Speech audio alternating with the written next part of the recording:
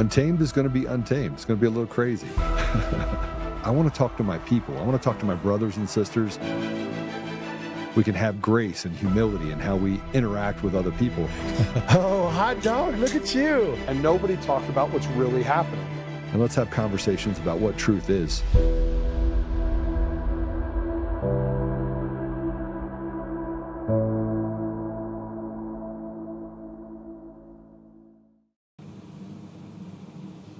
Happy Monday.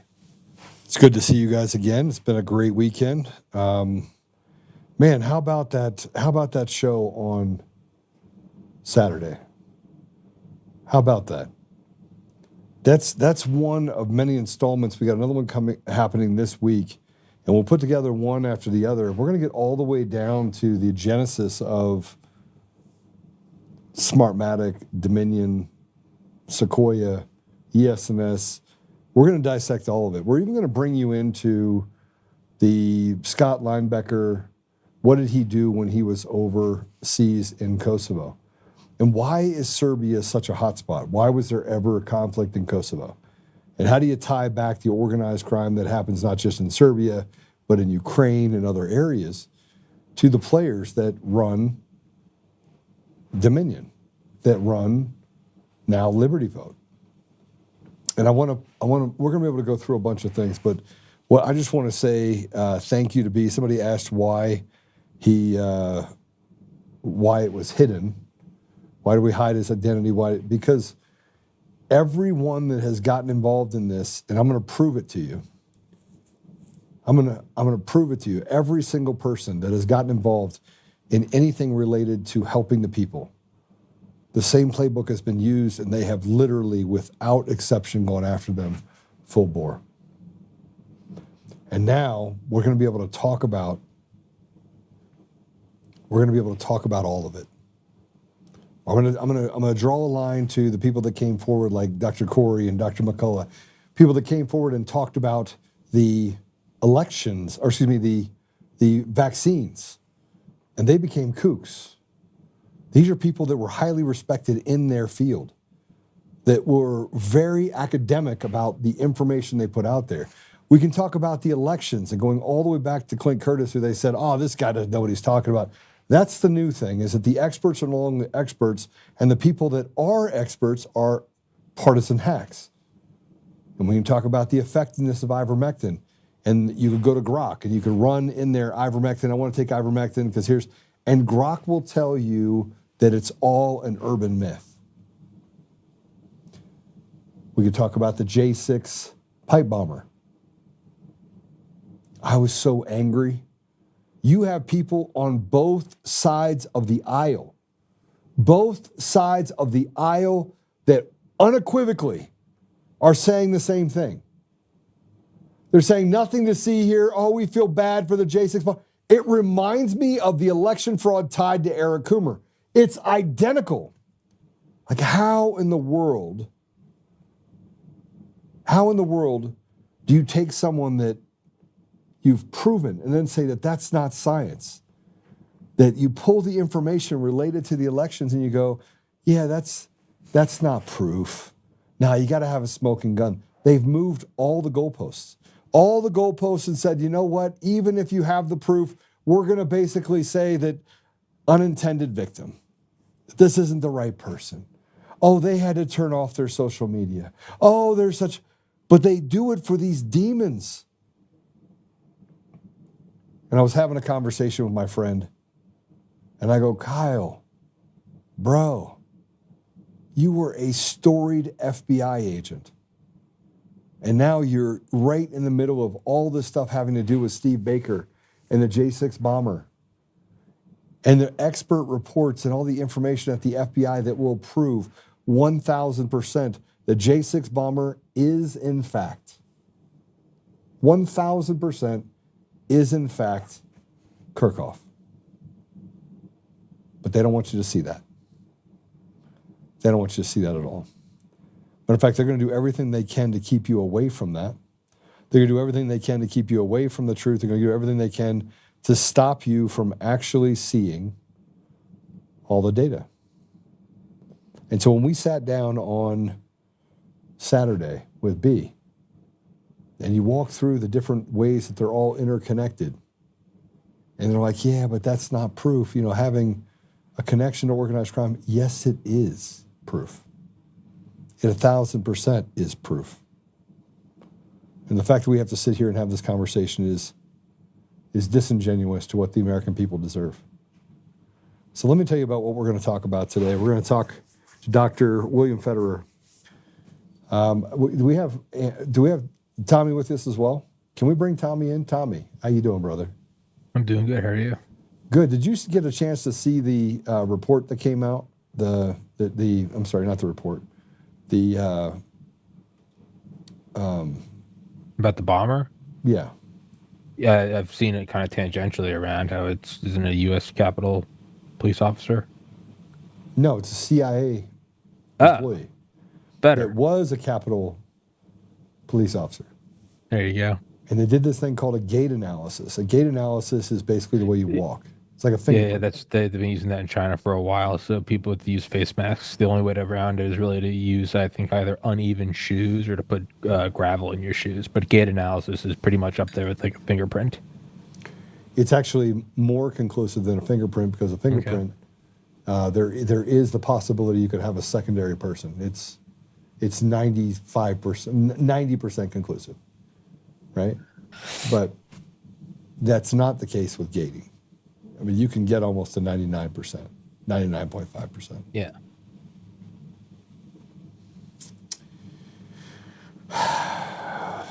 So we're going to talk a little bit about that. But we have a guest with us today. And Dr. Federer, he's going to talk to us about socialist ideologies and how they've infiltrated institutions over the past century, from universities to media to government. And I use the concept of institutional rot. So if you want to rot something, if you're a bad person, you sit, you lie and wait until you get promoted to a place where you can bring other people in that are bad. So it's why, by the way, no society has lasted as long as the United States.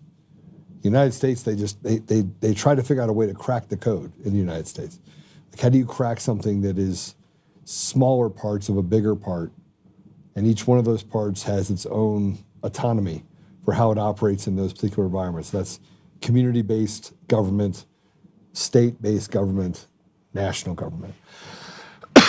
So they figured that they've been able to do it, but they had to be able to do it through the institutions, through the media, and then put those people in positions of trust and authority.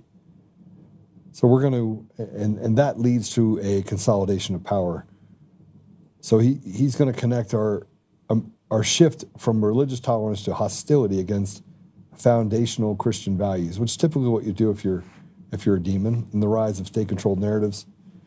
We're also going to examine societal decay in real time, from the Olympics banning transgender athletes from female events to liberal policies enabling crime and fraud, which is running rampant across our country. And nobody wants to do anything about it. Now, before I get into that, I want to say this. President Trump has officially pardoned Republican operatives from the 2020 presidential election, including Rudy Giuliani. So this includes people such as Tyler Boyer, Harrison Floyd. I'm going to call Harrison right after the show to congratulate him. John Eastman, probably one of the most amazing men you're ever going to find. Mark Meadows, I'm not sure how I feel about some of the people on this list, honestly, Tommy, knowing what I know about what they've done to my life. But and then Ed does say that the DOJ is working on freeing Tina Peters. That appears to be imminent. And before I bring our guest on, I'm just going to talk about a couple of tweets, so to speak. I put this up there. This is a question that I have, Tommy. Maybe you can answer it. Why can't we just do the right thing? Why is it so hard for these people to honor the American people? Real question. Instead, they lie, cheat, cover up the crimes while persecuting the American people with impunity. Thank God we broke up the betting on professional basketball players. Yeah, I got to hold them accountable while covering up the pipe bomber. These unsanctioned gamblers are a threat for sure. Nothing to see here for sure. Today, I really wanted to believe good would prevail. I'm yet again disappointed FBI and the DOJ are irrevocably broken. The judiciary is filled with irrevocably broken, corrupt people. And Congress is filled with selected cowards who betray the people and stuff their faces. When will it end? When will we have enough? And in true form, Kyle Seraphin put this out. We haven't found a way, the FBI commented at 6:43 p.m. on Sunday night, we haven't found a way to spin Steve Baker's story. And so they said, so please call 1-800-FBI-TIPS if you have any ideas to help Bongo and Cash. I'm dead. And it says the FBI has officially gone on the record. They claim they're still investigating who placed the pipe bomber. All right, they're not real. They're not real. And in other news, just so you know, the Senate has voted 60-40 to end the shutdown. Bill now goes down to the House to be ironed out. Shutdown has lasted about 40 days.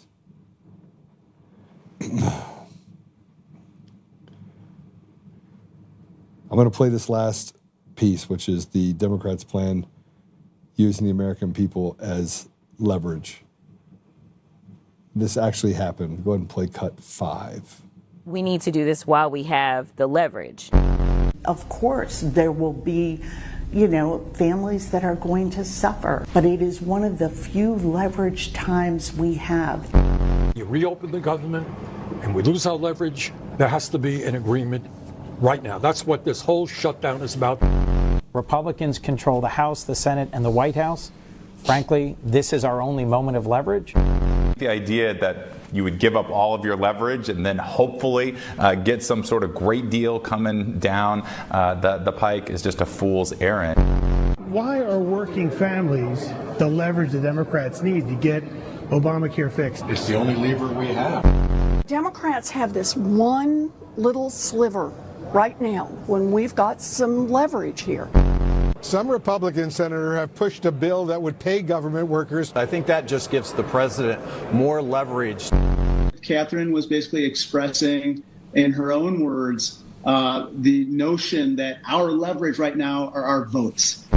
Them wanting to solve the problem that we want to solve, but do it in a couple of days or a couple of weeks when we've given up our negotiating leverage.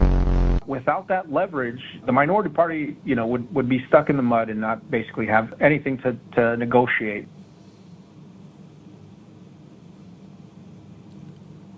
I'm not going to waste a lot more time. This plays right into what the doctor is going to be talking about. So Dr. William Federer is an author, historian, and president of Amerisearch. He was born and raised in St. Louis. He graduated from St. Louis University. He founded Amerisearch, a publishing and research organization dedicated to documenting Judeo-Christian heritage and historical foundations. He's authored more than 20 books. And his seminal work, America's God and Country, Encyclopedia of Quotations, became a national bestseller with over 500,000 copies sold, which was widely cited by educators, politicians, and authors. So with that said, I'm going to welcome Dr. Federer to the show. Welcome. Hey, good to be with you. Can you hear me okay? Yeah, it's good to have you. Yes, sir. Oh, wonderful. Well, thank you for what you're doing.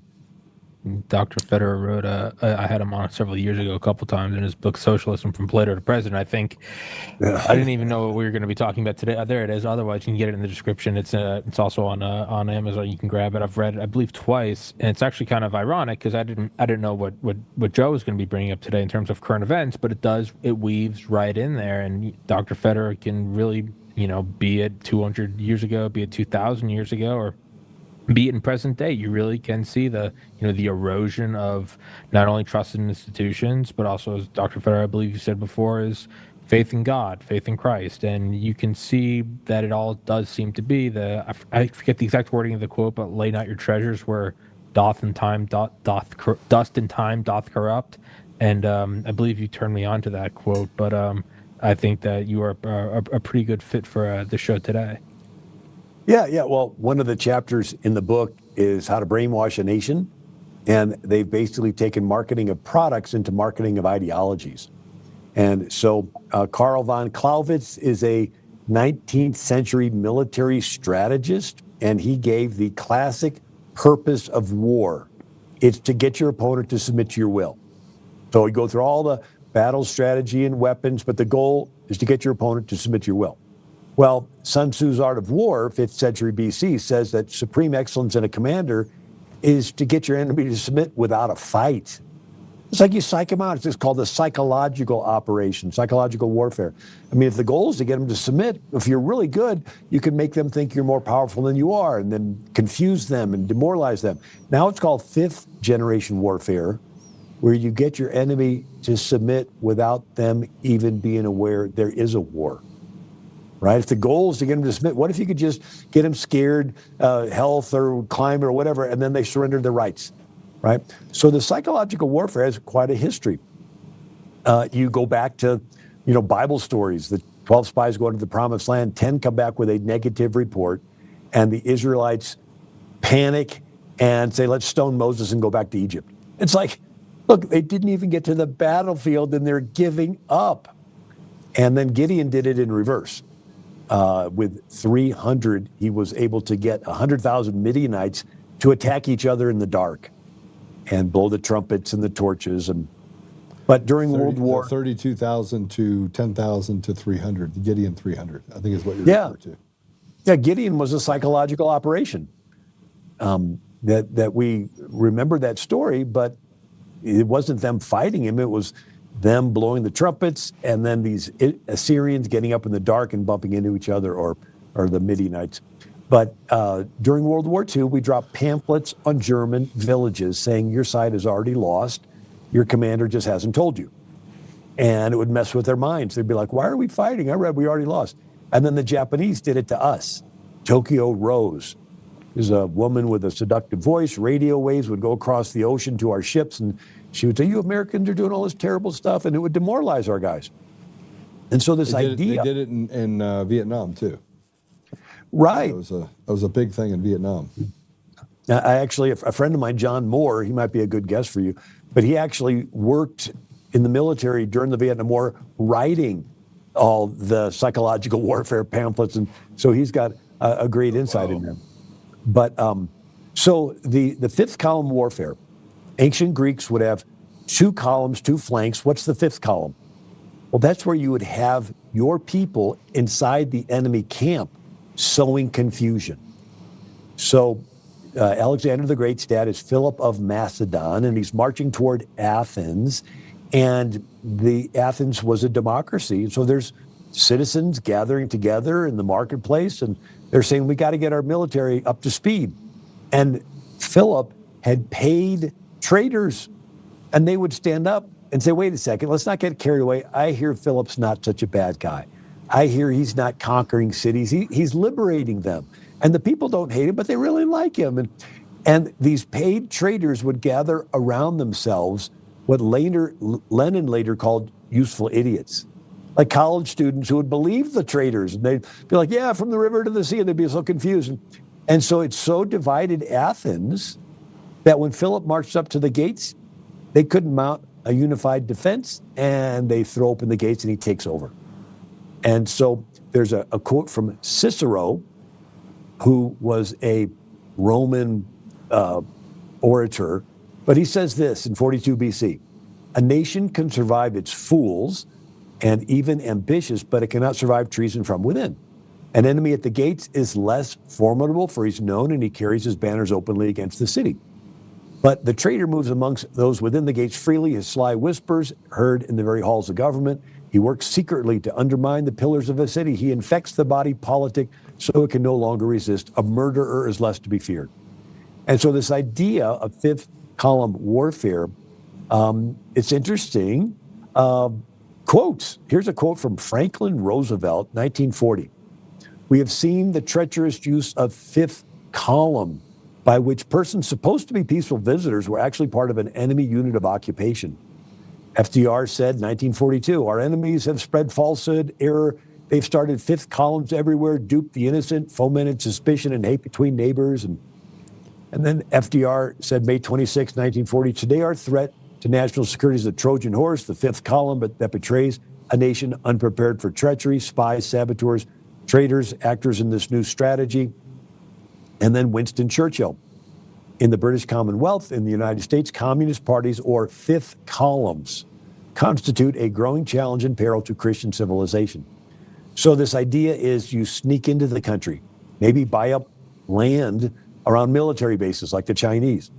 I personally am suspect that this rash of oil refineries blowing up, chemical plants blowing up, food processing plants blowing up, avian flu, got to kill off all the chickens, mad cow, kill off all the cows, bridges being blown up, railroads. It's like, wait a second, this sounds a whole lot like maybe there's enemy units of occupation like FDR talked about that are destroying our infrastructure right before our eyes.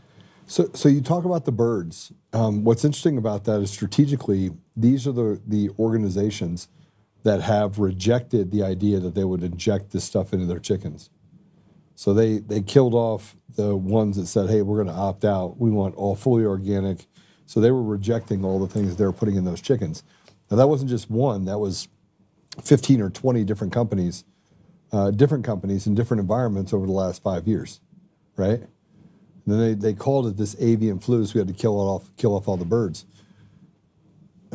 Yeah, I actually talked to I talked to somebody, they had a chicken farm, and like 10 miles away, a bird supposedly landed in somebody's yard with this illness. And based on that, they wiped out the entire chicken farm. I mean, it makes no sense. But it does make sense if your goal is to weaken the infrastructure of a country. And then you have the pork processing plants and the big conglomerates buying them and consolidating and shutting them down until you only have a couple left in the whole country. Lead processing, all these different things. It's to me, it's suspect. There's Antonio Gramsci was a Italian socialist, and he got on the wrong side of the Lenin and Stalin socialists who wanted to conquer the West with tanks. And Gramsci said, you'll never conquer the West with tanks. You have to rot it from within. It's called the long march through the institutions. He says it's going to take time, but you got to infiltrate. And so you have a Congressman, Ralph Herlong, 1963, reads into the congressional record the 45 goals and tactics of the communists on how to infiltrate America and destroy it from within. It was quoting from Cleon Skousen's book, The Naked Communist, but it says, 1, infiltrate the press. 2, infiltrate churches. Replace revealed religion with social religion, right? Rainbow justice and all that. Get control of teachers' associations. Put party line in textbooks. Get control of schools. Use them as transmission belts for socialism and communist propaganda. Use student riots to foment public protests. It's like, who would want to organize the students to riot? It's interesting. I saw an article just last month. It says, why are America's teachers unions backing the No Kings protests? So there's public schools urging the kids to get involved in protests, just like this guy had documented years ago. Another aspect of schools that they use is called deconstruction. And if you want, I can share a little bit about that. Please do. So it's a drive neutral reverse process where they go into the classrooms and they intentionally tell the kids negative things about the founding fathers. They took land from Indians, sold people into slavery. They were bad, bad, bad. And these kids are like, our founders were bad. Forget the fact they gave us a country where we get to be in charge of our life and all of us together are in charge of the country. Forget that. All the founders were bad. Everything they did was bad. And so now the kids are in a neutral position where they're open-minded. What are all the belief systems out there? Let's have comparative religion class. And then they give their pitch for socialism or LGBT or trans or Islamism. And so it's actually a sales technique. So if I was a toothpaste salesman, the first thing I do is tell you a bunch of negative things about the toothpaste you're currently brushing with. You're still brushing with that stuff? Haven't you read it'll eat the enamel off your teeth and dry out your gums? You're like, ooh, really? You're repulsed by it. Now I have you in a neutral. You're open-minded. What are all the toothpastes out there? Then I give you my pitch for this brand new tartar control breath freshener toothpaste. So this drive neutral reverse, and they want to deride all the founders of America and make them all look bad. So these kids will depart from them. Europe went through this during, you had 1,000 years of Catholic cathedrals, Protestant Reformation, and Jewish neighborhoods. But then Europe went through the French Revolution. It was secular. And it was tearing down churches and tearing, bones of St. Genevieve, trashing them and all this. And they pushed any secular belief. And now Europe is becoming Islamic and socialist, with Muhammad being the #1 name for newborns. And Muslim. Let's talk about the psychology behind that. So they pushed there is no God, right? Remove Christianity. And that vacuum created space, and then in that space just came Islam. Right. So the whole sexual liberation agenda is a transition phase from the Judeo-Christian past to the socialist Islamic future. They need to first detach from the past, cut the anchor, and then get the population until they have no memory of where we came from. And so that's the whole trans, the free sex, anything goes. There was actually the first a lesbian city council member of Hamtramck, Michigan. And she was all happy that they were all tolerant. Well, guess what? The Muslims move in and take advantage of that tolerance and vote her out. And now they have a majority Muslim city council where they're pushing calls to prayer and Sharia type stuff. And they interviewed this lady. She's like, I didn't realize that they would come in and take advantage of the tolerance and then kick us out, right? But the movement does not. In other words, sin blinds you to the effects of sin, and the sexual agenda is blinded to the effects of the sexual agenda. All it does is tear down. There's an interesting quote from Richard Dawkins, Christopher Hitchens, if I'm saying their names correctly. They were talking about how they had their whole careers of tearing down Judeo-Christian faith, and they're asking each other sort of a reflective question. They said, did you ever think that maybe by us tearing down the Christian faith that we're actually opening the door for Islam to come in? And they pause, we don't want to think about that. Right? And so Islam is aggressive. It's like an invasive species. There's a 1,400-year track record of it coming in and eradicating previous cultures. And I wrote a whole book on it. It's called What Every American Needs to Know About the Quran, a History of Islam in the United States. It goes back to Muhammad being the DNA, and Muhammad's life went through 3 stages. He was a religious leader in the pagan city of Mecca and only made 70 converts in 12 years. He gets confrontational. They chase him out. He is now a Muslim refugee.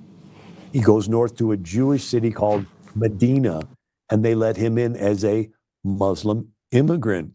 He goes into the minority neighborhoods like a community organizer and gets a following. When his following gets big enough, he gets involved in politics. And he pressures the Jews to accommodate him and his followers politically, and they make a treaty. Now Muhammad's a political leader. And then Muhammad allows his followers to rob the caravans headed to Mecca in retaliation for the Meccans chasing him out of town. And he gets verses from his Allah. Allah has given you the slave girls as your booty. He gets 1/5 of the booty, and they're robbing. He fights in 66 battles, killing an estimated 3,000 people. He becomes a military leader. And so since Muhammad himself went from being a religious leader to a political leader to a military leader, and he's the ideal, his life is called the Sunnah, the way, the example, that those that want to follow him religiously, and then politically, and then militarily.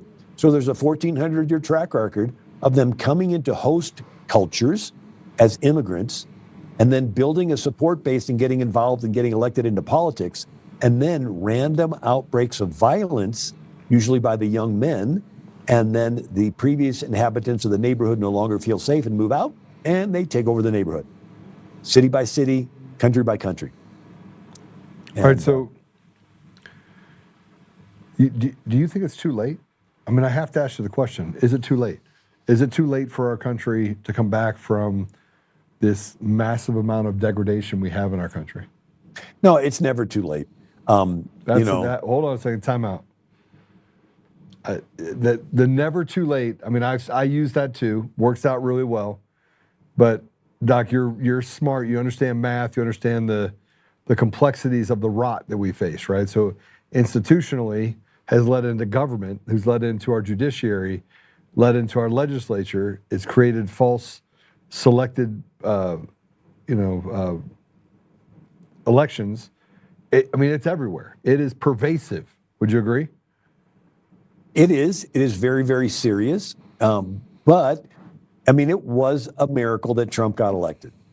I was in Seoul, Korea, with Charlie Kirk 4 days before he was shot. We met with a pastor's son, S-O-N, Pastor Son. He pastors Seguro Church in Busan. It's a mega church. And the Koreans used Huawei computers for their election. Huawei is a communist Chinese company. And guess what? A pro-communist Chinese person won the presidency in South Korea. He immediately sends people to Beijing for their military parade, never been done before, reaches out to North Korea, and then he's pushing the trans agenda. And Pastor Son got 1 million Koreans to protest the trans agenda. This current president of South Korea has his house raided, seizes his cell phones and computers, files 22 lawfare charges against him. And we're meeting with Charlie Kirk, and Charlie says, if they arrest you, I personally am going to call President Trump. Pulls out his phone, starts texting Marco Rubio. And 2 days after we left, they arrested Pastor Son.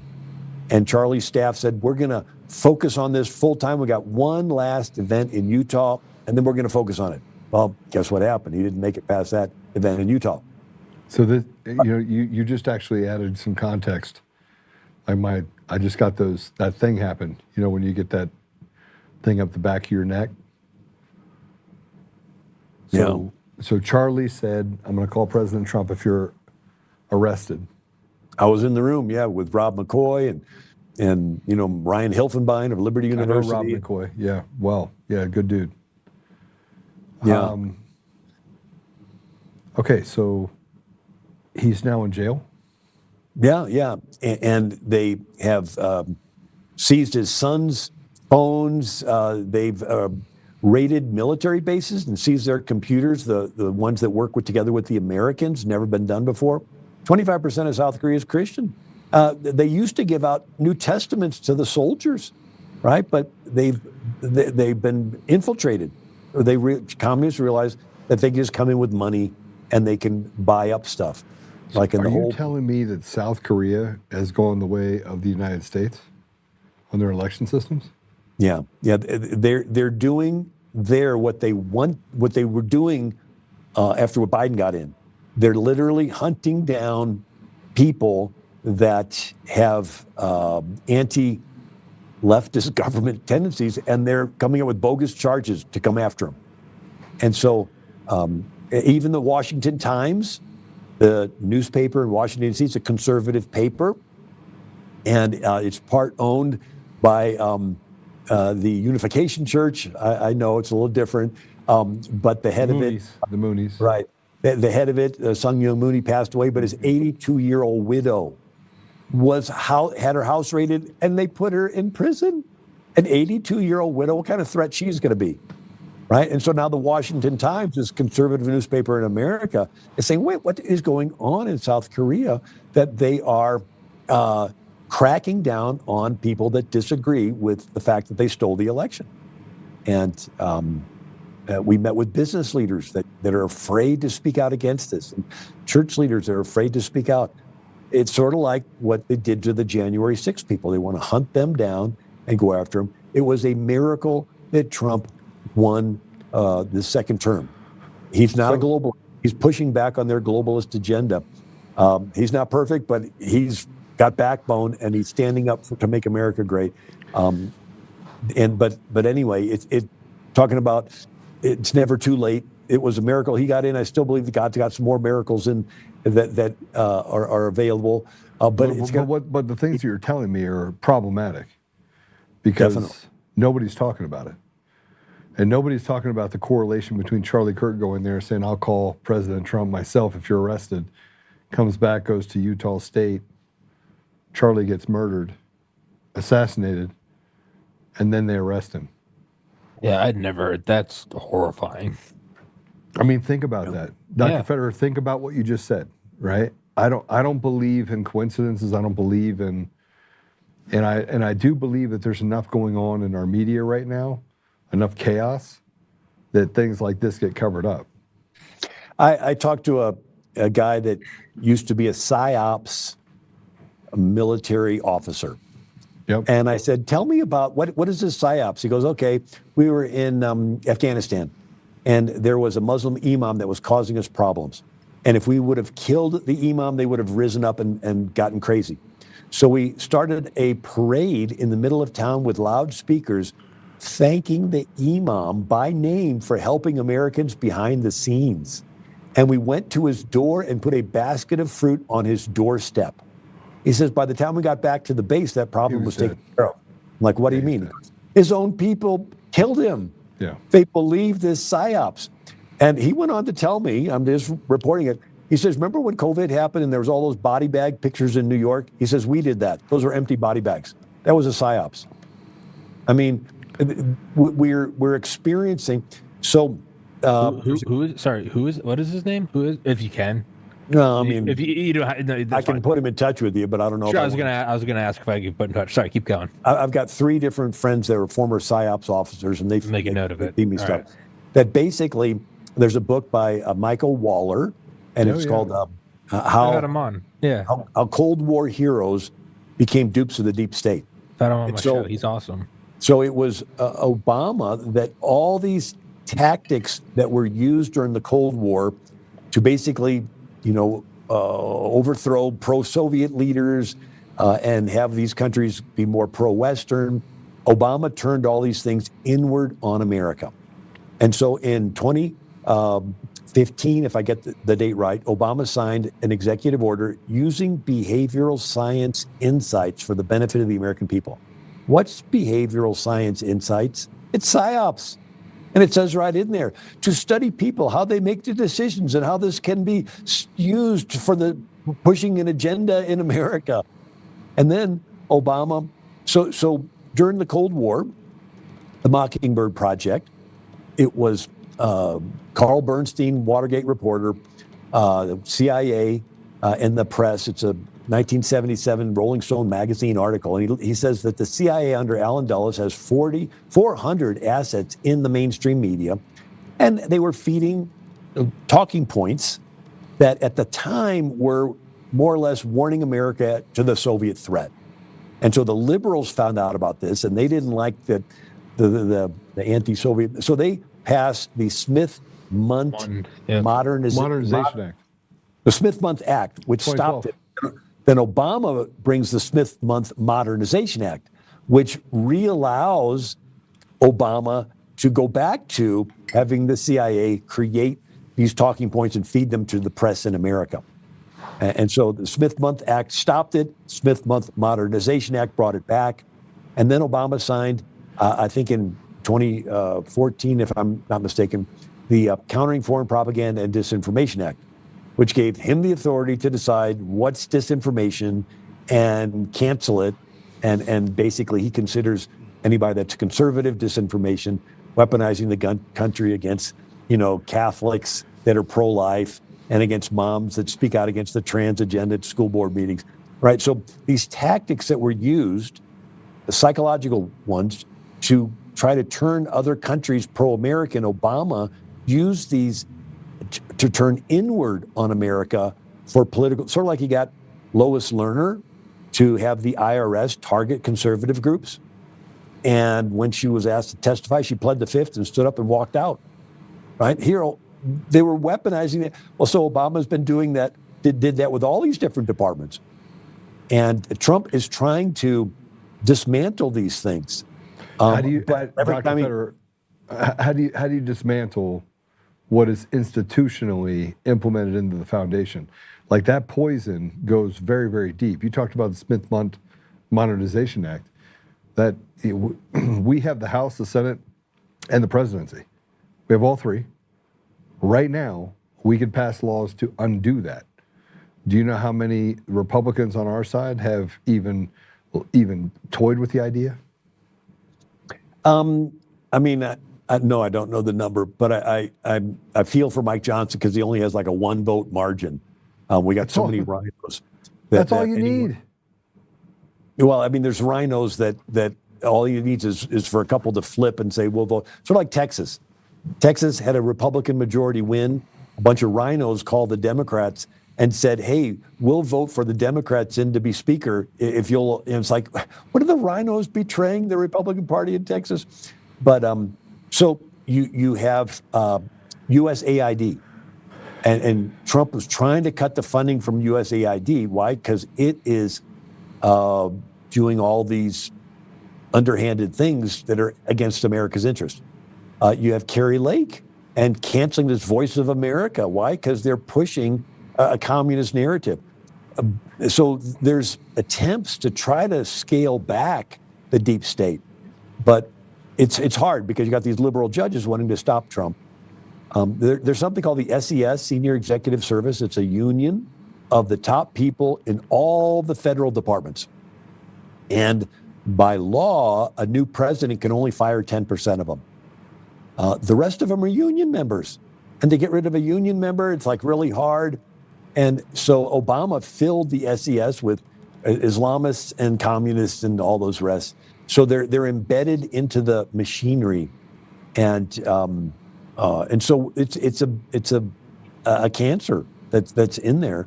So we need to, I think if we got more Republicans elected, then Mike Johnson would have more room to work with, that if, some rhinos weren't going along, he could have enough people that could go along to trim back some of these things. But you're right. It is very serious. I think, there's a lot of voter fraud. I personally experienced when I ran for Congress, a lot of voter fraud that leave my name off the ballot. Oh, that Doc, was an I had that conversation with Charlie, right? I've had that conversation with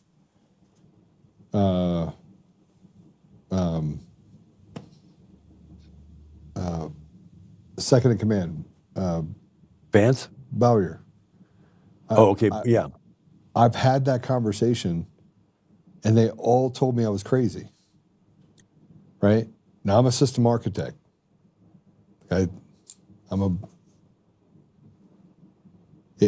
There's tons of evidence of election fraud. The entire system is fraudulent.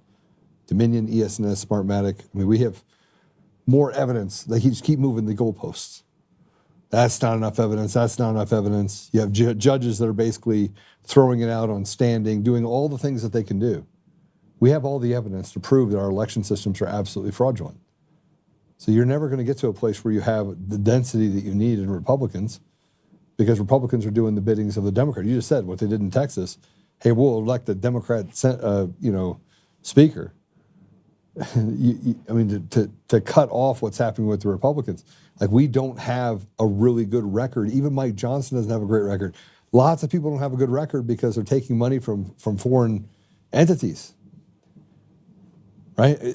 Am I saying wrong? Am I wrong about this? I mean, it's very serious. But again, I keep coming back that it was a miracle that Trump got in. There's still, so in other words, I have to be careful, because if I share too many stories, people say, well, why even bother getting involved? It's like, no, we can get involved. Let's overwhelm the system with good people, right? They'll try to stop it, but they can't stop everybody. So, but why can't we get everyone on board to be intellectually honest and say, if we don't get rid of the machines and the mail-in ballots, our country has no chance. It's finished. Yeah. Because someone is running that. We don't know who that someone is, right? And why is it this so hard for us all? I don't care who it is, Doc. I don't care who has to get in the room. I don't even care if I have a seat at the table. I could care less about it. But why is it that we operate from this fear of loss? This is a tough question because, frankly, it's been a tough 5 years. It was a miracle President Trump got involved. Here's what happened, though. It was 5:30 in the afternoon. None of the polls were even set yet. Polls were not closed anywhere. Elon on the East Coast looks at his phone. I'm sorry, it was 6:30. It wasn't 5:30. Looks at his phone and says, "It's done." This is documented. It's done. President Trump's going to win. He got on a plane and flew away from Mar-a-Lago. It's done. That means that they know. That means everyone knows on every side. They know that the election systems are fraudulent. Why is it we can't be honest about it? And maybe that's a tough question. Maybe that's an almost impossible question to answer. Yeah, well, I'm not familiar with the Elon Musk quote there, but I do know that, like when I ran for Congress, 98, 2000, 2004, two of those times was against Richard Gebhardt. He was the House Minority Leader. He was the Hakeem Jeffries back then. Yeah. And I think it was historic. We had the top three Republicans come in and campaign for me against the top Democrat, Dennis Hastert, Dick Armey, J.C. Watts. We had actually had the president's uncle, co-chair of my finance committee, Bucky Bush. And then I had Chuck Norris doing commercials, Ted Nugent, Art Linkletter, Zig Ziglar, Alan Keyes, Judge Earl Moore, Phyllis Schlafly, James Dobson. It was a big deal. It was the most expensive congressional race in Missouri history. And we, on election day, we get phone calls that my name was accidentally left off the ballot in 5 wards in the city of St. Louis. We get calls that they lost the box of ballots from Guffey Elementary School, which was the biggest precinct that I personally stood in front of for 8 hours in the cold. And it's like, you lost? They lost the box. And then we were ahead, and the electricity goes off in the Board of Election, and when they reboot, we're behind. And it's like, they even had a guy named Robert D. Odom who went in to vote, and his name was not on the registered voter list. So he brought a lawsuit to keep the polls open late, and the federal judge orders the polls to stay open until midnight in St. Louis. The next day, they find out that Robert D. Odom had died 2 years earlier. It's like, who brought the lawsuit? Well, somebody in the Democrat Party. And it went from front page to back page till it was forgotten. And when this happens to you, and you've spent 2 years of your life going to every meeting, neglecting your family, raising money, and then at the last minute, these things happen, right? So I know that these type of How things. does your blood not boil? Well, I mean, that was just the beginning of it. We had to fight lawsuits. Larry Klayman was the head of Judicial Watch, and then Tom Fitton took it over. We sued Gebhardt in federal court. I mean, we did all kinds of stuff. And but I'm still taking. Won. And Gebhardt has dropped off the map. So but I'm sorry, but the bad guys won. You weren't put in the seat that you were supposed to be put in. Yeah, I mean, but I take sort of a little retrospect. I thought, well, it did allow me to become somebody with a more national platform, and so I've been able to speak out and get involved in ways which before I was just maybe an author that had a book or two, So I tell people, you do your part, and then you got to trust the Lord with the rest. If you decide that it's hopeless and draw back, you're almost contributing to the problem. We still are the world's best hope, last best hope, as Reagan put it. If America were to fall, you would have Chinese communist dictators, Russian dictators, Ukrainian dictators, North Korean dictators, Iranian Ayatollah dictators. You'd have a gang war on a global scale with the most advanced weapons, and human rights and values would be crushed. Well, this is the last best hope, and it's worth fighting to preserve. And to see, Charlie Kirk getting literally hundreds of thousands of millions of these young people involved. They've had 160,000 requests for Turning Point chapter since Charlie's death, and I've spoken to these youth all over the world, and they're just chomping at the bit to get involved. They want to, and so I sort of see this next year as one of extremes. You're going to have extreme wickedness, people coming out on the left with just ungodly, hard-hearted, pro everything evil. But then on the same time, you're going to have people be more excited, wanting to save America and stand up for Jesus, and it's almost like it's a decision-making moment, and let's do our part, and then we have to give it to the Lord, and you really can't do anything more than that. So by the way, I don't want you to take my telling you is it too late in your response as that I don't want to have hopium. I'm a firm believer that everything happens for a reason, and you got to give it up to God. God is the only one that can solve some problems, but it does say faith without works is dead. So we need to make sure that we stay very committed to honoring the fact that God has put us here for a reason. We're here for a time like this. I mean, Charlie, by the way, he had all the education side covered. And we took for granted for the fact what he was able to do on the education front. He was a force of nature. And the catalyst, what they used for bad, was then ultimately used for good. And they have 160,000 different chapters that will be created, not just here in the United States, but around the world. And so I wanted to be the antagonist with you because I think people need to understand that this is not an option. Like just throwing your hands up in the air and saying, well, we can't do anything. It's over. It's over. Just call it a day. Just bring in Mao. We need him to stack himself up in D.C., right? Yeah, there's a quote from Jonathan Trumbull. He was the Connecticut governor, who was for the British, but he switched over and became pro-American. He'd write a letter to George Washington. And he said, to trust altogether to the righteousness of our cause without our utmost exertion would be tempting Providence. In other words, we can't just sit back and say, well, we're on the right side. We just got to trust. No, you give your utmost exertion. You do everything you can, and then you trust the Lord. I mean, when the founders did the revolution, the King of England was a globalist. He was the most powerful person on the planet. The British Navy, he had armies and skilled generals, and we had a ragtag thrown together, no Navy. And so they said only maybe 15% of the country got behind Washington. Half the country were, loyalists. Half, another big chunk was sitting on the fence trying to see which side to go. Maybe some helped Washington from behind the scenes, but only 15% took the musket off their fireplace and went out there and actually fought. So I heard somebody say there's three groups of people: those that make things happen, those that watch things happen, and those that wonder what happened. Right? So we're the ones that want to make things happen, but it's always a small group. Jesus had a dozen guys, apostles, but they turned the world upside down. On the flip side, Lenin only had 19 when he took over, in the Bolshevik Revolution. So for good or bad, a small group can make a big difference. And Charlie's an example of that. When I first met him, he was 19 years old. I was speaking in Robinson, Illinois, at a civic center with about 500 people, and he was the warm-up speaker for me, right? This teenager. But he did such a good job. I remember I couldn't concentrate on my notes before I got up. But in Seoul, Korea, 4 days before he was shot, I was the warm-up speaker for him.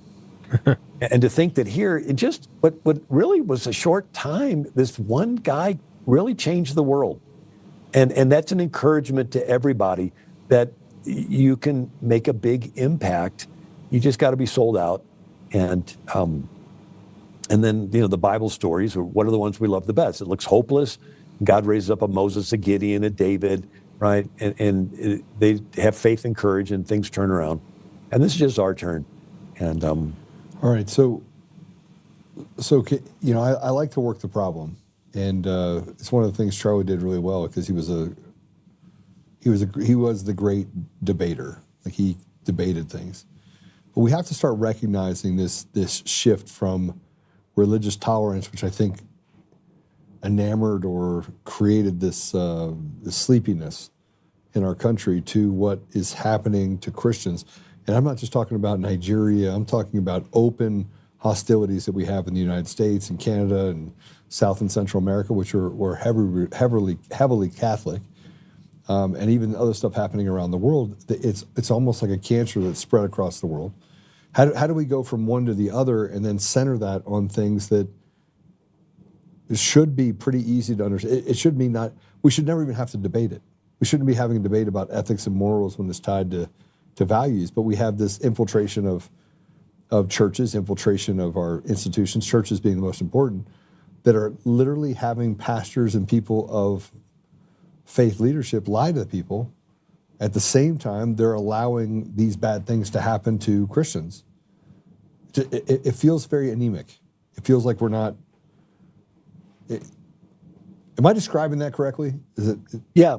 I put together a book called Silence Equals Consent. So the same way you're silent at a wedding ceremony, you're actually giving consent to the wedding. If you're silent when they're mutilating kids, you're giving your consent. You're not being holy. But I go through the 1600s where you literally had churches founding cities. So Providence, Rhode Island was founded by the First Baptist Church in America. Hartford, Connecticut was founded by the First Congregational Church in America, right? Everybody's involved in church and everybody's involved in city government because it's the church founding the city. But in the 1700s, you had a Great Awakening revival. And this said, look, it's more than a plan. You have to have an experience with Jesus. When you do, your life will change. You won't do worldly things anymore, like bars and brothels and government. Like, what was that last thing? Yeah, government, it's worldly. If you're really Christian, you won't be involved. That's where you get this idea that I'm holier than you are because I don't care what kind of country I'm leaving my kids. And so this idea, it's a self-fulfilling prophecy. Don't get involved in government because it's worldly. Well, why is it worldly? Because we're not involved in government. You know, in my book, I go through Romans 13. Let everyone be subject to the governing authority. Well, there's a question. In a monarchy, who's the governing authority? The king. In a republic, who's the governing authority? The people, right? A republic has citizens. The word citizen is the word for co-ruler, co-sovereign, co-king. And so the message from the Bible is different to people in different circumstances. If a man is single, you preach a message from the Bible, abstinence. If he gets married, you preach a different message from the Bible, be faithful to your wife. If somebody's living in a monarchy, you teach, okay, submit to the king. But if somebody's living in a republic, it's you are the king.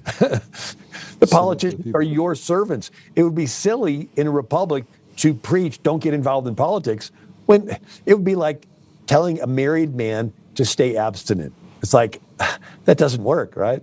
In a republic, you need to teach that you, the citizen, are the king, and you will be held accountable to God for what happens. If things go south, it's your fault. So Doctor, how do we go so far from the Thomas Jefferson letter that was written in the early 1800s, 1801, 1805, something like that? Thomas Jefferson wrote a letter, and then it basically is the foundation of the Supreme Court ruling of separation between church and state. Yet the foundational belief, but before Thomas Jefferson, was there's a separation between church and state, but you can take the church out of the state, but you can't take the state out of the church, or excuse me, the other way around, right? So it was interpreted in such a way that took away authority of the church to get involved in politics, but that wasn't the intention that Thomas Jefferson had when he wrote the letter. I just got told 1802. Yes, I was close. Yeah. So Europe was Catholic, and then the Reformation, and then you have each country had its own denomination. Germany was Lutheran, Switzerland, Calvinist, Scotland, Presbyterian, Holland, Dutch Reformed, England was Anglican. And if you did not believe the way the king did, you were persecuted, you fled. A lot of those people spilled over, founded colonies in America. Every colony was started by a different Christian denomination. Virginia was Anglican, Massachusetts was Puritan, Rhode Island was Baptist, Maryland Catholic, Connecticut and New Hampshire Congregationalist, Delaware and New Jersey were originally Swedish Lutheran, New York Dutch Reformed, Pennsylvania Quaker, and they did not get along, but they all had to work together against the king.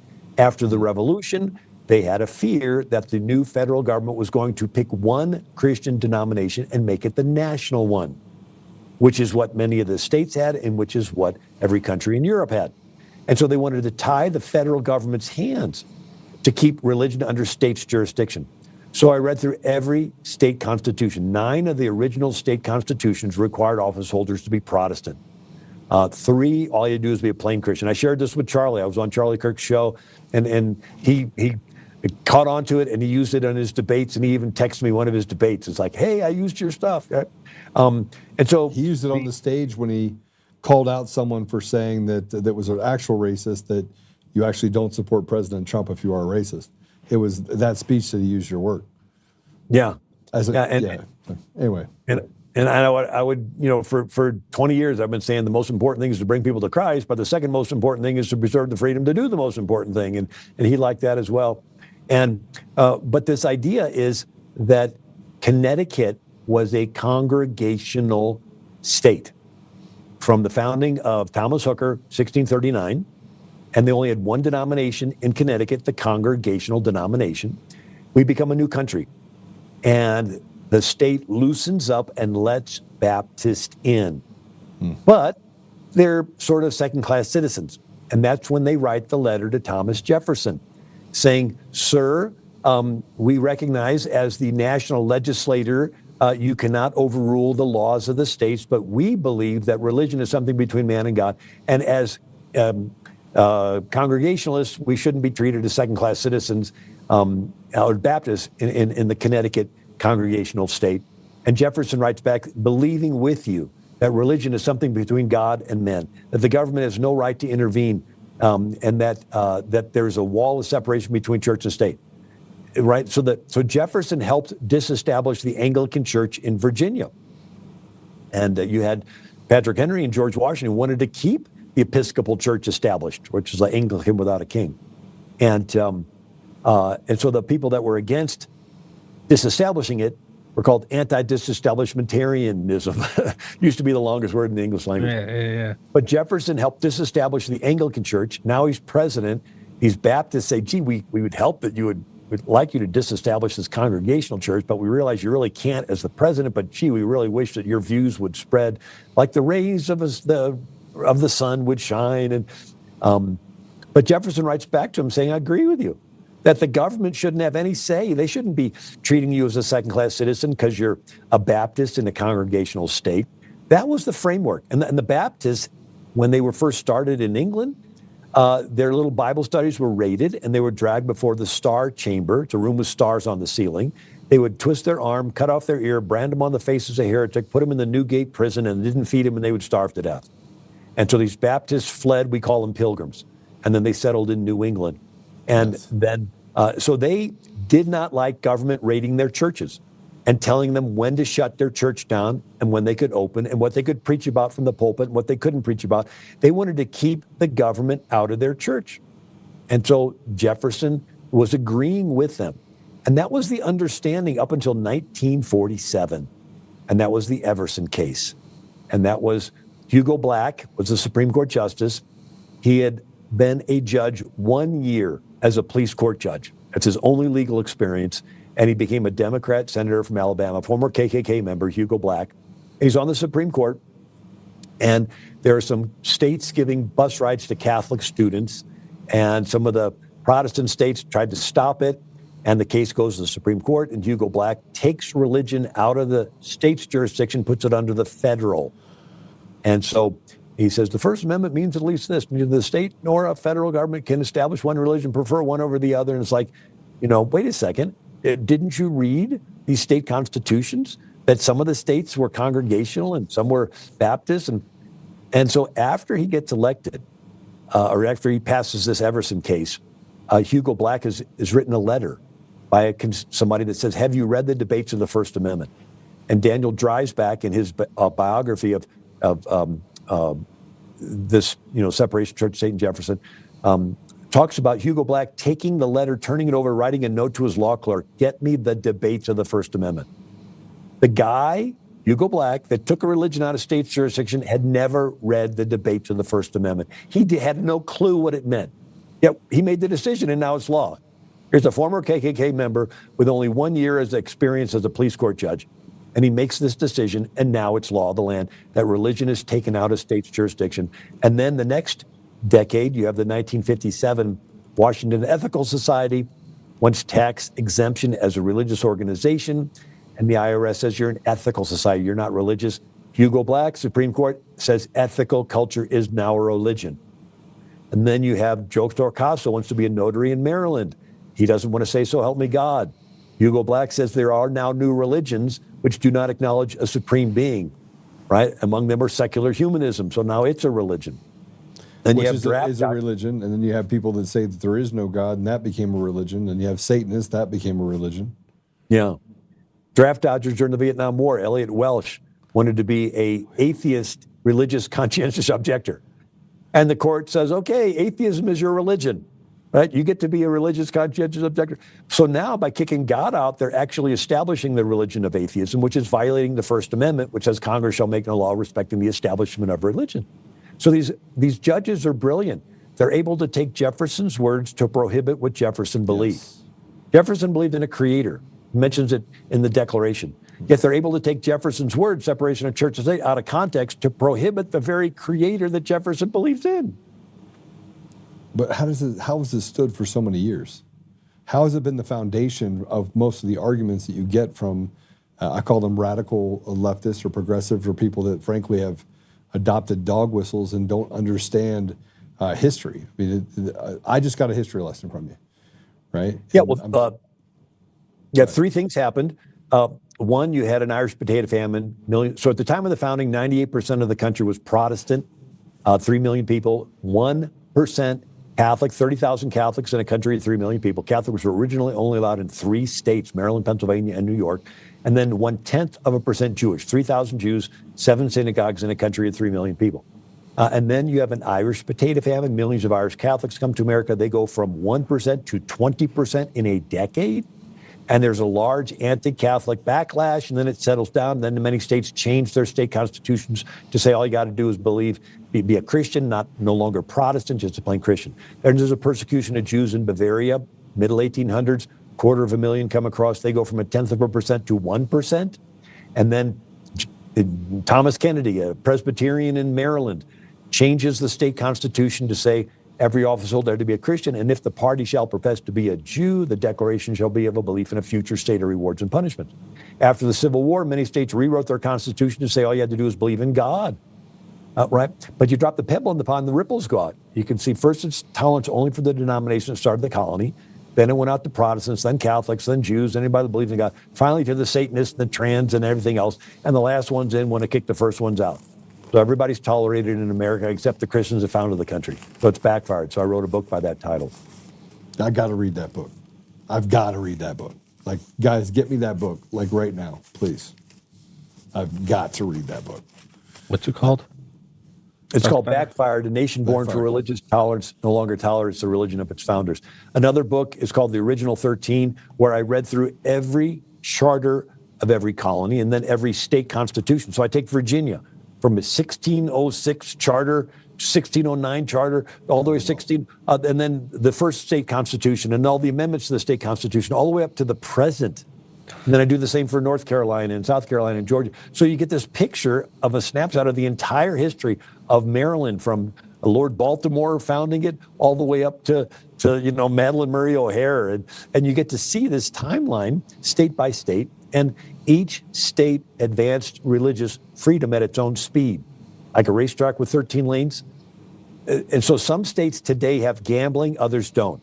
Some states have marijuana, others don't. Some states have prostitution, Nevada, thank God the rest don't. Back then, some states were rural and they did not have blue laws. And other states like Connecticut were really small and they had blue laws where you couldn't even ride in a carriage on a Sunday. But it was up to each state to decide.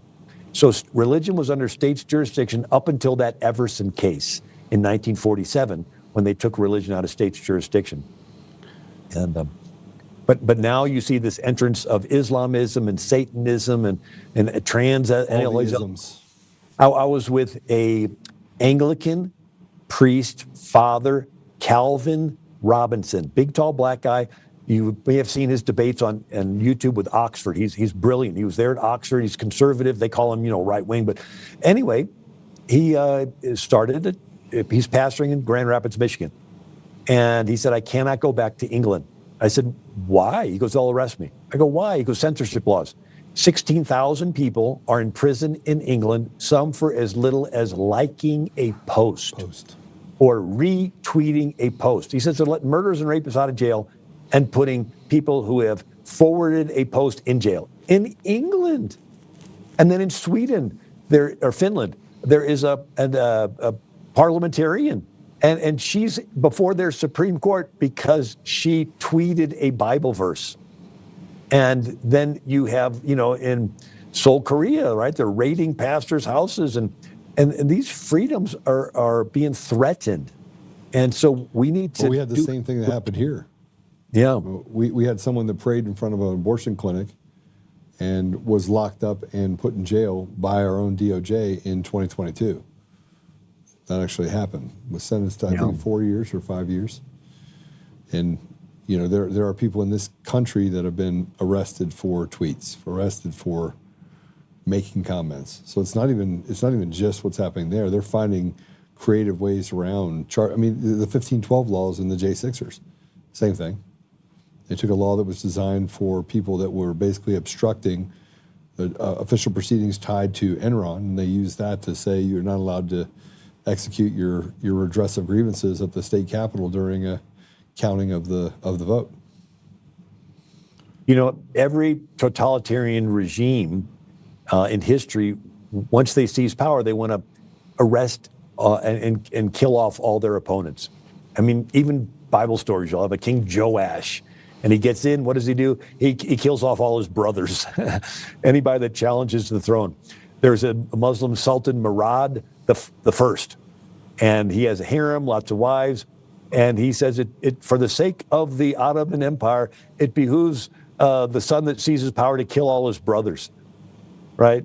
And so, you know, so this idea of once you seize power, you want to kill off any threat to your, and so that's what they did. They stole the election with Biden, and they wanted to do J6 and get all of the conservatives. And I mean, I talked to an 80-year-old lady, and the FBI is like wanting to put her in jail because she was, you know, there with a bus load of old people for January 6th. I mean, it was insane. But this is what tyrants do. Trump is pushing back on this. He's the last best hope that's over America. He's the great pope, right? Yeah, I mean, who else can cough up $450 million for a bogus fine? I mean, remember what he said though? Well, how'd you do it? He goes, cash. Cash. I mean, I mean, I ran for office, and you know, you look at the Roman Empire when the Roman Republic was winding down and turning into a Roman Empire. It became a game of rich people, Crassus, Pompey, and Caesar, and so to even vie for leadership, you had to be in this very top tier. We're sort of in the last stages of the life cycle of our republic, and for that matter, globally as well. So this is a game for keeps, and I think that we need to win the midterms. Doc, you know what you just said. I mean, let's be. You said we're in basically the ninth inning of our republic. I mean, everything that you just said about the Roman Empire is exactly what's happening right now in the United States, or globally, for that matter. Yeah.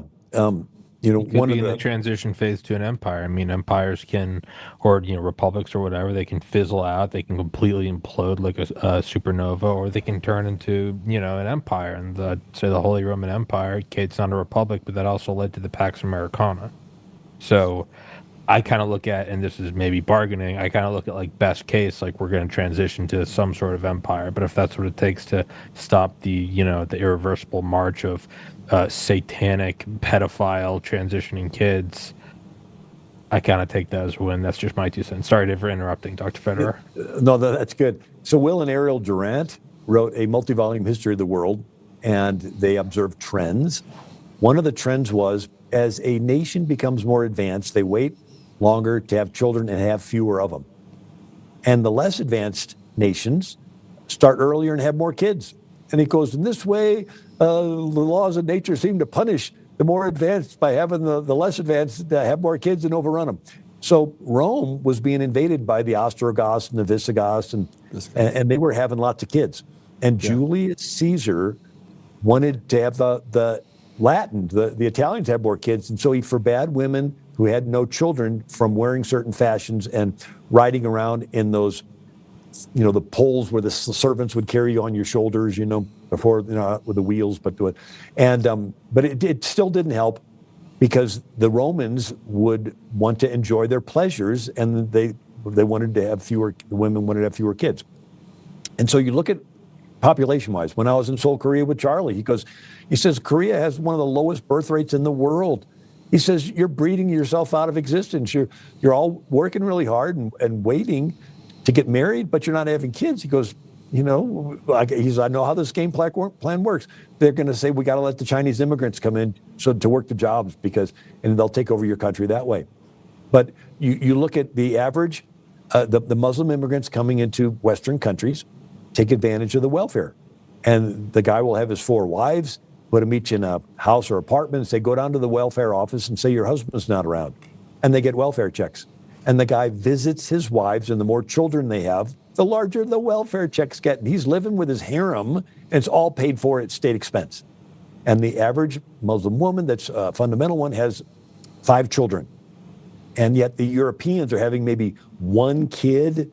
And so they estimate Canada, within 2030, there'll be enough just population-wise for them to vote in their Sharia law. That's scary. I'm gonna deviate a little. I'm gonna take a right-hand turn on you. You spent 4 days before Charlie Kirk was assassinated. You spent that time with Charlie in Korea, South Korea. I got a phone call 1 minute after Charlie was shot, and 2 things happened to me. One, I was with my wife in the mountains.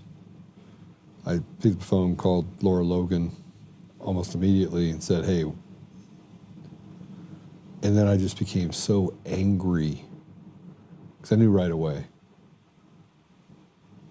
How are you feeling? I had it. I mean, is that an appropriate question? Can I ask you? You lost your friend.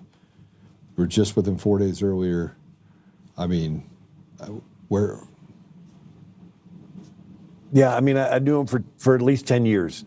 We texted like almost every other week or so, and on faith stuff, he'd ask me, tell me about John Adams, tell me about the Treaty of Tripoli, tell me about socialism, tell me about Islam, and I send out an email. It's called AmericanMinute.com, and I post my stuff on there.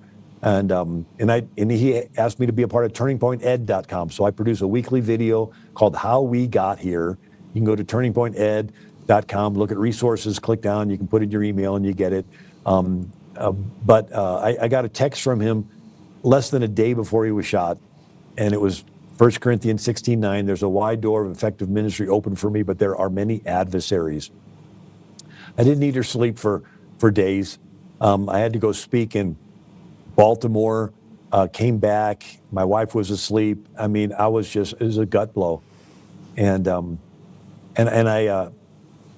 not like a person that has like visions or anything, but my wife was asleep. We live in Florida, and before the sun goes down, sometimes it's a pinkish, orangish sort of hue to the sky, and we have a lanai with a hammock, and I've maybe laid in the hammock maybe twice since we moved in.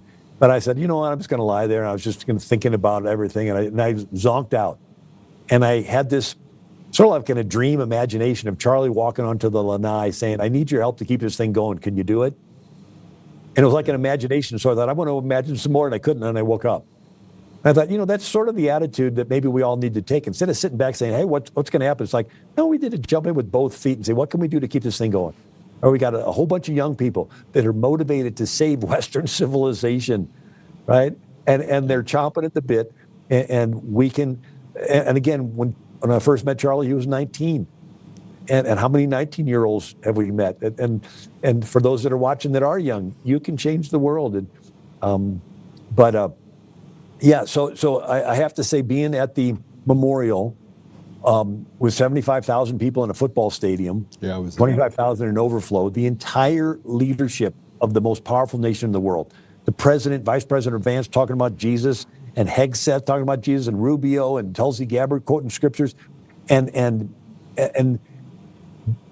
200 million streaming online. I mean, what other 31-year-old do you know that could die that have the whole world take notice? I mean, this is something that nobody could have planned.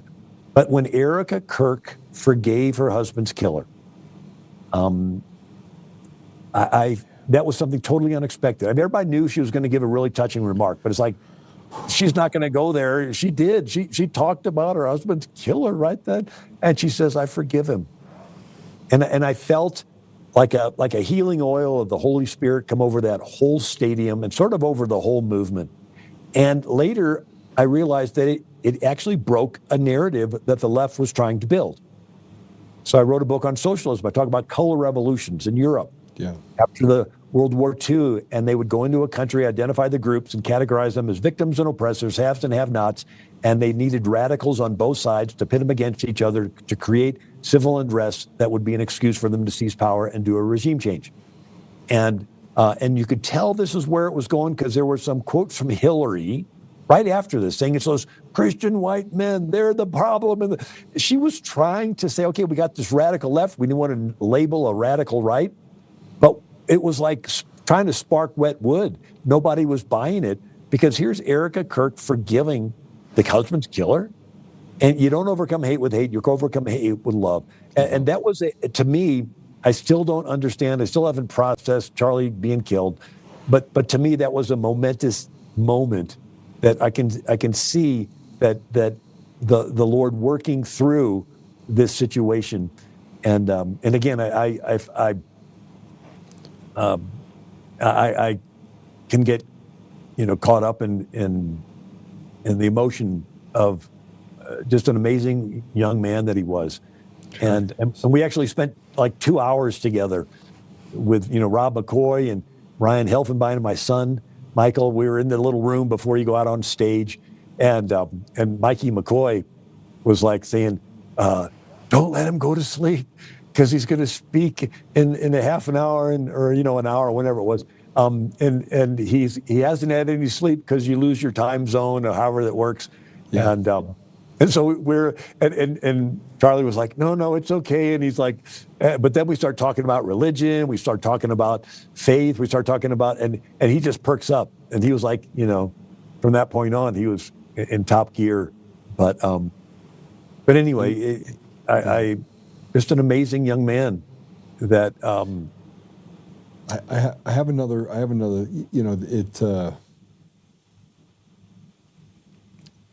President Trump, when he got on that stage, Erica Kirk taught him a lesson on that stage, because when he got on the stage with her, he had to say, I don't pray for my enemies. And I felt the heaviness of how he felt. One, he was shot at, right? Then he loses a friend because Charlie Kirk was his friend. And here we are trying to figure it out. How do you think President Trump, how do we help President Trump? Let's just say that. How do we help him? Because I feel like he's on an island. Yeah, pray for him. I know lots of people that know him. I've met him a couple times, but I don't have like a relationship with him. But I do believe that he has chosen really good people to surround himself with. There may be, some, but I think the majority of them are really good people. And so, but I'm very hopeful. I pray for him all the time. But I just noticed the clock, and I have another interview that they're going to be at, and I think I'm going to be late for that. But I'd love to be on with you again if you're open to that. 1,000%. I literally just took 1,000 pages of notes, so much so the people online were like, Joe, keyboard noise. I'll swap each other's phone numbers right now. Yeah. So, Dr. so Frederick, anyway, yeah, just how could people follow you? Let's start this end there, and then I'll connect you with you. I'll have you back on again, because there are definitely things that I think people need to hear about what's next, right? Well, thank you for asking. My website's AmericanMinute.com, AmericanMinute.com. And then if you want to go to turningpointed.com, click on resources, scroll down, look at how we got here, and you can put your email in and get those videos as well. But on my website's AmericanMinute.com. All right, Dr. Federer, thank you. God bless you, and thanks for joining us. Oh, thank you. God bless. Dr. Federer. Right, God bless you. Yeah. Cool guy. Man, he's amazing. He's an encyclopedia. And I'm going through it. I'm writing everything down. I'm going through the information that I know, and it sparks me to start looking at other things. And he talked about Virginia and the Commonwealth, and and I'm thinking to myself, okay, there's only 3 countries or 3 states that are like Virginia, and it's antithetical that their elections went the way they are based on how basically the organ of the state is created. But Yeah, He I'd walks love the to- walk, man. I first had him on about a little over 4 years ago, like height of COVID, and yeah, as I had like 100 subscribers maybe, and he came on. He came on several times, and would at the end, it's all very easy in hindsight to be like stand up for free. In the thick of it, he was like, hey, you're being tried by God. You know, keep working hard. And again, yeah, faith without works is dead. He was like, it's gonna be bad. He's like, you can't just say you're doing the right thing. He's like, and Embrace sure the enough, suck. it was. Yeah, I was banned from all these things, lost all the money, but Dr. Federer's he's the real deal, man. And if on those episodes, he would always tie it back into, because I would say what you're saying, and mind you, this is 2021. I'm like, is it all over? It seems like it's over. And he would be like, you have to throw yourself at the problem and work hard. But he was like, ultimately, I think he kind of asked me with that in so many words. He was like, do you believe in God or not? And is that just a phrase you say, or is it something you feel? And he helped me get to the point of actual faith, of actually like, that's not just a nice thing I say. It's not, don't just make the sign of the cross. And it was like, do you actually believe in God? And yeah, I mean, yeah, man, I do. And 4 years later, I'm here. So he's the real deal, man. It's two things, and then we're going to take a commercial break, and I want to come back. I want to reset from what he was saying, because frankly, there's so many questions that I had for him. One, we talk about young people, and we talk about what we can do for them. I've created this kind of idea that I just sent up the ladder to Turning Point and said, you've left men behind. You're trying to turn boys into men, but you've left the men behind. In other words, there should be a turning point for men. There should be a place for a brotherhood. There should be a place that, I wear this ring, right? Put on the full armor of God, right? It's what it literally is, kind of a symbol for me. It doesn't come off my hand. I don't take it off for anything. I take it off when I'm in the shower. If I'm doing this, I'll play with it a little bit, but I sleep with it on. I wear it. Ephesians 6:13. I'm going to put on the full armor of God. I'm going to get up every day deliberately knowing that I have to fight the enemy, deliberately knowing that I have to not just believe in God, but I have to trust him, right? And, we have this men's group that I've been talking about that we built, 341 people, 50 showed up. We're down to 30, 31, 32 people in the group. Those 32 people and of that, probably 20 show up.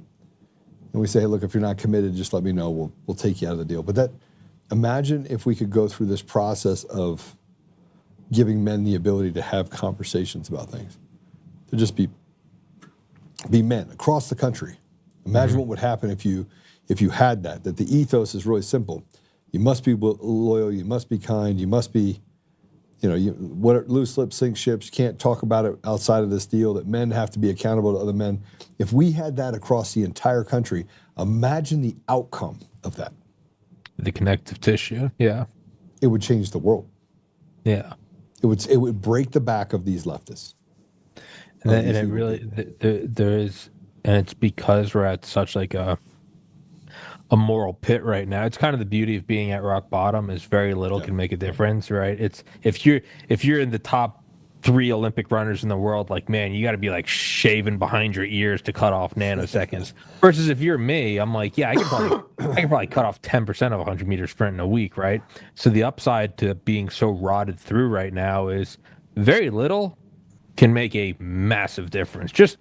Literally, I have people on my podcast watching, like, like, man, this had to change in my life, and it's very simple things. It's like saying, like, hey, man, do the right thing, even if like you don't have like little stuff like that. That's laughably simple, but I think what you're saying is like there is such a desert of any sort of men being accountable to men, or even just talking and not feeling, because you don't see it on Facebook. You only see, when you're around friends and family, it's like, hey, do the right thing, or, discipline the kid, or this sucked, but I'm going to get through it. I think absolutely that's kind of the benefit of being at the bottom right now is very little can actually make a big difference. Yeah, no, I totally agree with you, 100%. Well, we're going to take a quick break. While we do, go ahead and hit the share button. I'm going to have him Dr. Federer back on. I'm just going to get raw with him next time because now my questions are really, I got a lot of questions.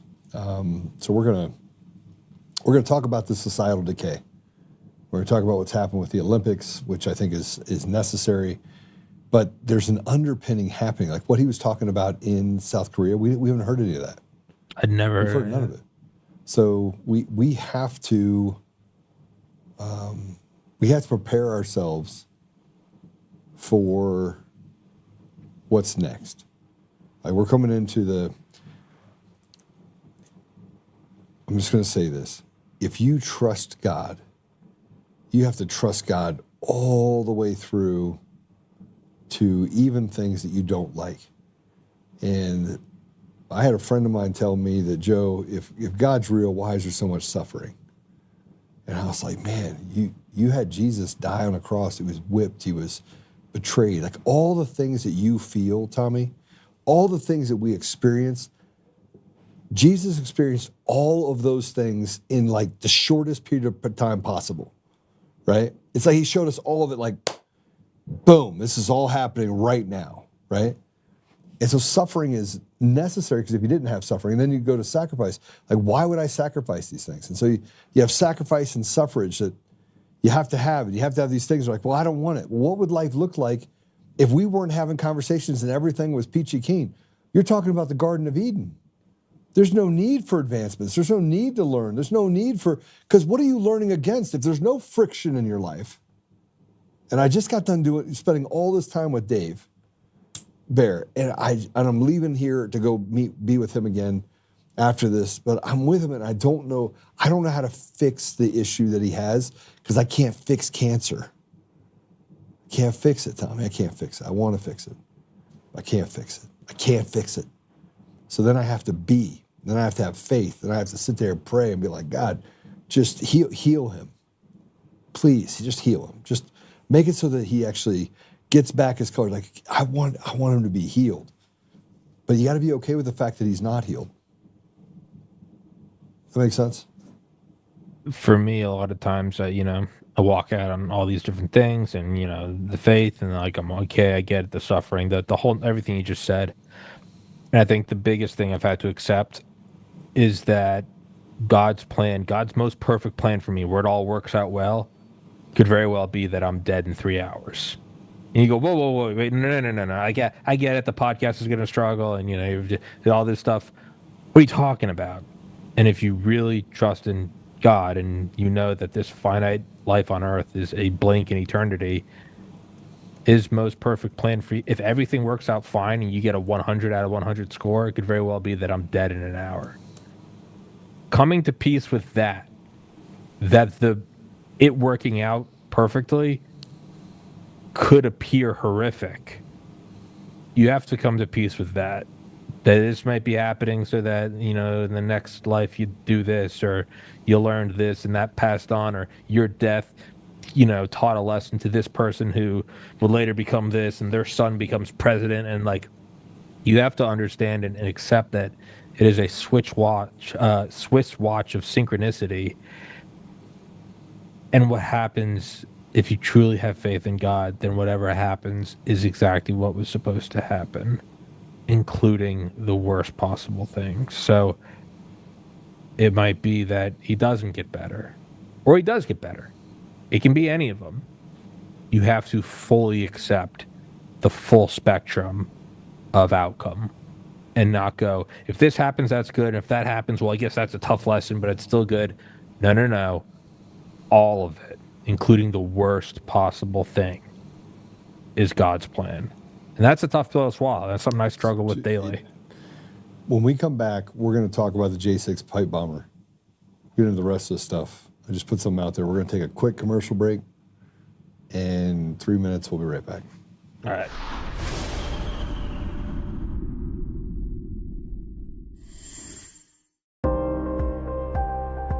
Hey, this is just in from Fidelity. Gold could hit $4,000 an ounce as the Federal Reserve cuts rates to cushion the U.S. economy. The dollar drops and the central bank keeps adding holdings. Gold has been on a record-breaking tear over the last few years, and it doesn't look to be slowing down in the years to come. Are your savings protected with precious metals like gold and silver? Are you waiting for gold and silver to shoot even higher in price? I want you to call my gold partner, Goldco, today and learn more about what precious metals can do for you. That's 844-960-GOLD or visit untamedgold.com.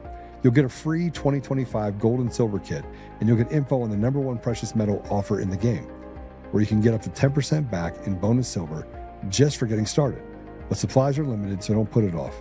Call my gold partner, Goldco, at 844-960-GOLD or visit untamedgold.com. That's 844-960-4653 or visit untamedgold.com.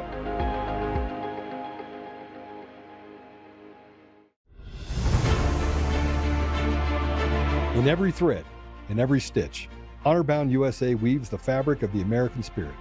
It's not just apparel, it's a testament to God, family, and country. At Honorbound USA, we're a family of patriots who put our faith, family, and America first.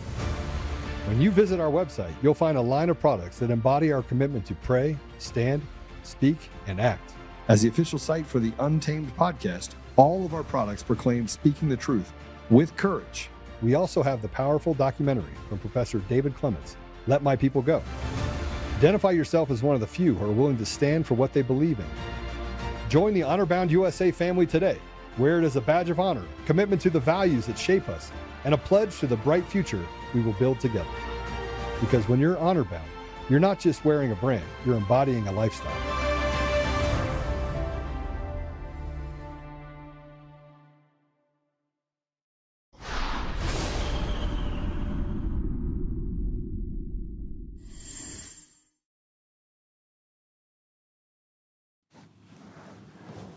Am I back on?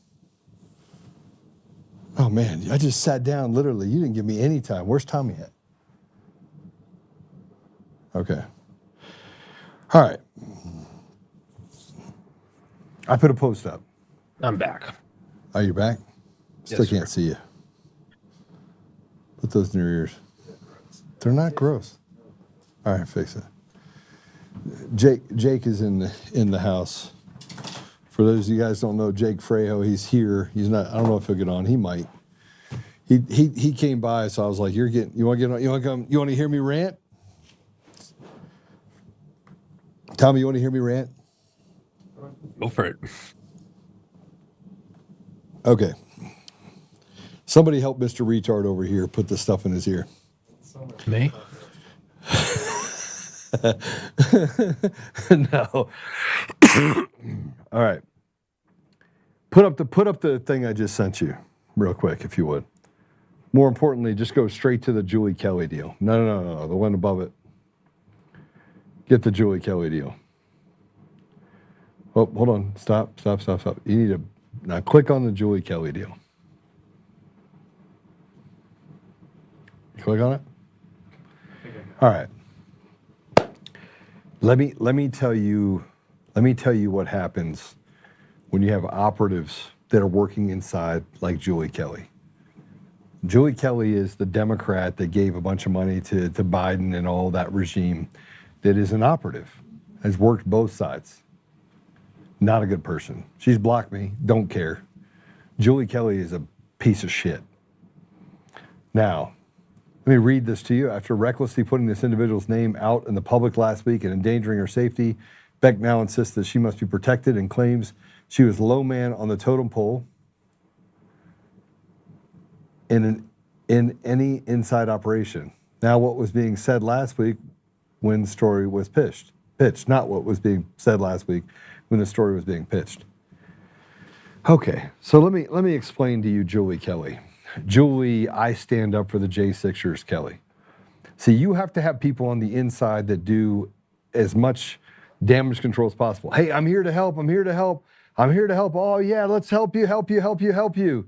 While feeding information to ultimately make it so that they lose.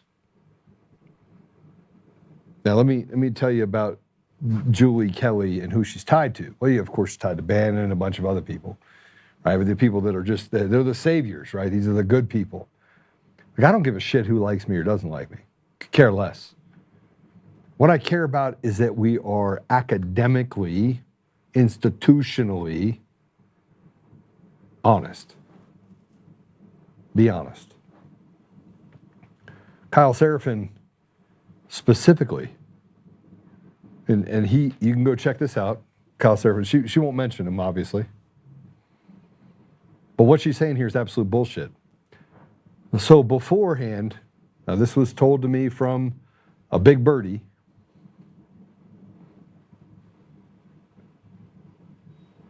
I don't have a way to open it. Is that they tried to get Steve Baker fired. Before the whole case came out, the gate analysis came out, before any of that, Tommy, they tried everything they could to get Steve Baker fired.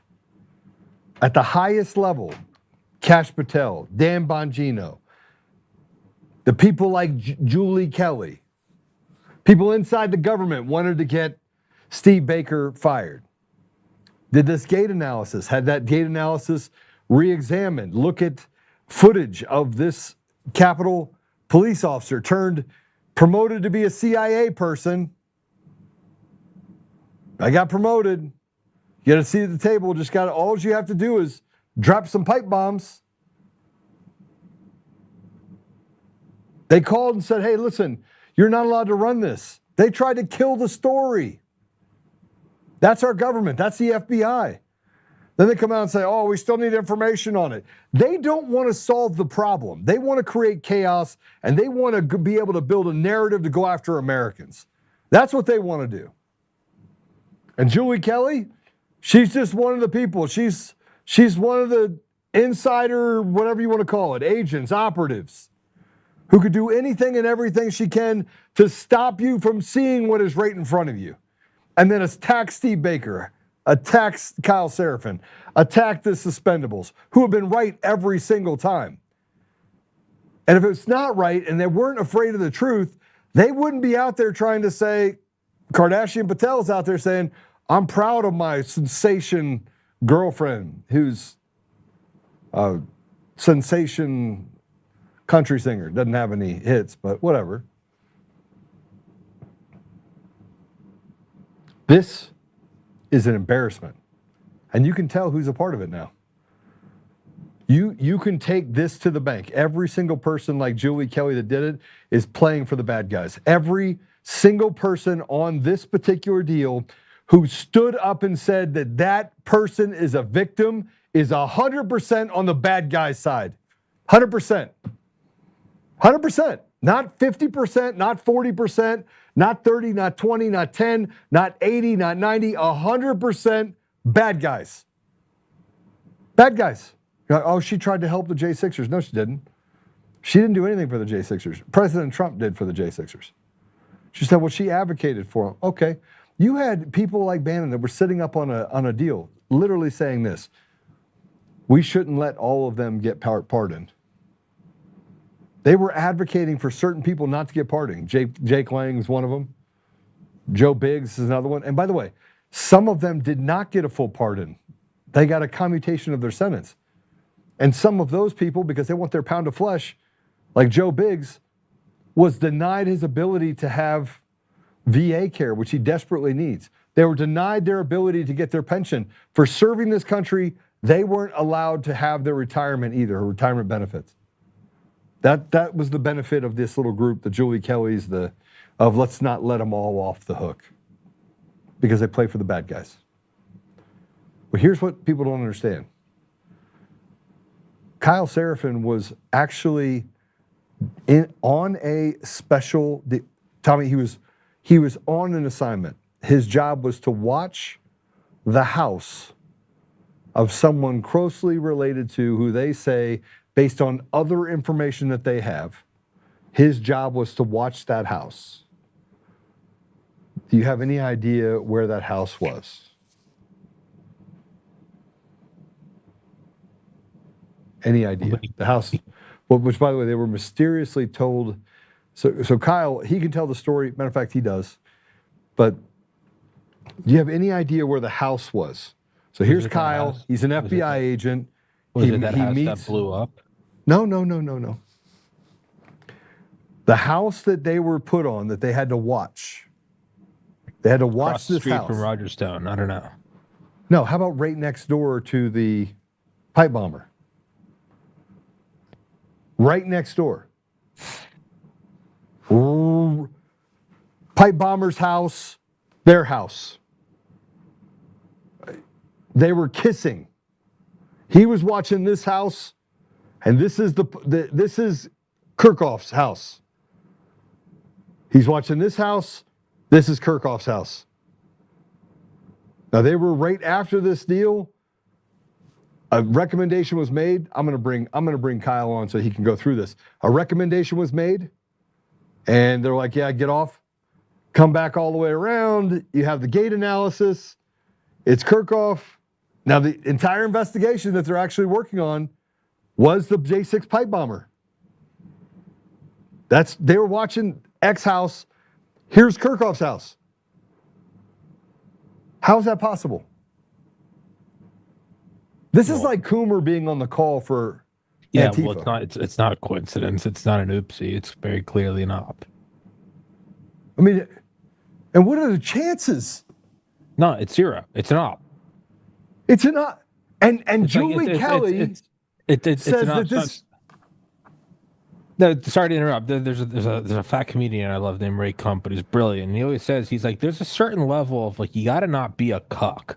He's like, it doesn't matter if you don't. He's like, sure, you do in a court of law, you need the paper trail. But he's like, when things, and he's like a liberal guy. He's like, when you get a shot off at the president, something's up. Okay? When it's the only show there that CNN airs, when there's a guy in the front row of the camera that does 4,000 frames per second, he's like, at a certain point, at a certain point, you have to stop being an intellectual pussy and go, it's an op. I don't have the exact fingerprints, but it's an op. It's an op. It's an op. And that's when people are like, what are the chances? It's zero. It's an op. Shut up. It's an op. Is there even a way possible? No. And by the way, there are other people that were on this deal. There's now information, emails. This is a direct violation of FBI rules, code, law. Direct violation. Like what Kash Patel and Dan Bongino are doing right now with their mouthpieces. Yeah. With their mouthpieces, Julie Kelly, with their other mouthpieces that they have, and they're like, hey, we need you to put this information out. So then Julie's, I get to get in the middle of the op. I get to go after Kyle Fitzseraphin. Huh? This might actually be it's unethical in him. It might actually be part of the repealing of Smith-Mundt. This might be actually part of how you see domestic propaganda. This is crazy. This is crazy that we can identify the operators. And that Kash Patel and Dan Bongino are supposed to be on our side. I look at this as a plus. You'll know them by their fruits. I'd rather see them. You will know them by their fruits. I'd rather see the traitors. I'd rather see them, and it's a tough pill to swallow. You know, when a friend screws you or you get cheated on by a high school girlfriend or something, that stuff all sucks. In the long run, you're very grateful for it because you see it for what it is. You become aware that, will never happen to me. It does happen to you, and you see it and you understand it and you appreciate that it can happen again. And it calluses you and it hardens you in a good way. So I look at this, I go, good. It'd be a lot harder if we thought they were on our side. I'm very happy. And again, you'll never see it trending or something, but I don't think you and I are necessarily intellectually above most people. So I think the average dude is looking at this going, hey, fuck that guy. I am above most people. Well, of course, you have an IQ of 170 trillion. But like, if the average dude, Tommy, quit with the fake hubris. We're both really smart. I have an IQ of 19,000. No, but my point is this: is you and I are seeing things that the average dude doesn't have a podcast. He's also seeing. So my point is everyone if you and I can see this, the average guy is seeing this, and I look at that as a plus. Everything that's happened in the last 5 years has been a plus. It's very bad when it does happen, but again, you will know them by their fruits. The average Overton window, the average understanding of the machinations of the deep state now versus 5 years ago, 8 years ago, it's out of this world. So I look at this when we go, good. Kash Patel, I'm going to turn the FBI into a museum. That's the dude selling you out. Good. So the next time some dude gets appointed and he's the best there's ever been, people are going to look at this and go, yeah, so is Kash Patel, so is Dan Bongino. Anything that results in that, in a sharpening of the spear, in a hardening of your own, hey, you got to show me why I should trust you. Yeah, that's a plus. And like you said, it's friction. Friction hurts to get there, but friction's how you improve. So I look at this as objectively, it's bad and they should burn in hell. But where we are right now, I look at that as a major plus. Cool. People need to have the veil pulled away from their eyes and go, that's the dude that Dan Bongino showed. Yeah, man, he's showing you who he is. Spineless. Kash Patel, showing you who he is. Spineless. Jeffrey Epstein had no client list and he killed himself. Good. I mean, just go back and look at it. Just if everybody wants to go back and look at it, you don't have to be Captain Obvious. They had this whole organized deal. You had the DOJ and the FBI, and President Trump has to be beside himself. I mean, he's a really smart guy. He just pardoned all these Same people. with me. I think he sees this, and he's looking at this and going, noted. Okay, so here's. I'm going to read this, and I'm going to put this other one up. It says.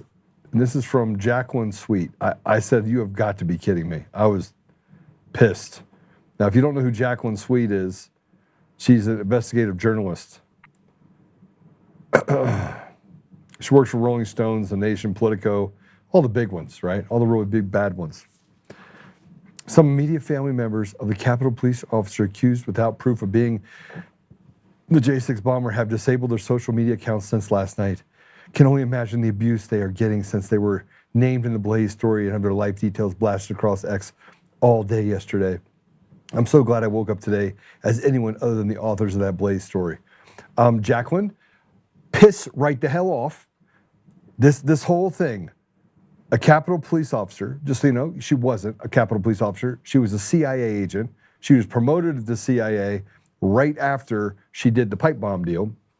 And when you say that there is no proof, a gate analysis is used globally. It's used to find terrorists. It's used in China. It's used in every single country. It is literally better than a fingerprint. You stupid bee. Okay, now put the other post up that I have here. Because you're not good without any more gaslighting. Let's just add more gaslighting. I'm listening. I'm going to fill up my cup. I'm listening. The fundamental supposition of the Blaze story regarding the J56 pipe bomber identification is that FBI Director Kash and FBI Bongino have both been completely co-opted by the deep state. That the two men who have spent their entire lives battling the deep state have just flipped the switch and decided to run cover for the Democrat cabal. What utter nonsense. I suppose Trump himself has been hoodwinked by the masterminds of the left as well. Moreover, there isn't any actual evidence that the woman who had been publicly identified perpetrated the planning of the pipe bombs, a detail which Baker should have led with if he were in possession of such evidence. It seems gate analysis is the best Baker can do. You stupid bitch. A gate analysis is like a fingerprint when you have the details of that person's history, including injuries. Here's how he justifies this. The technique has been utilized by the intelligence community, but not without other elements of corroboration. I think we're about to find out exactly why it's not a great idea to equal social media volume with veracity.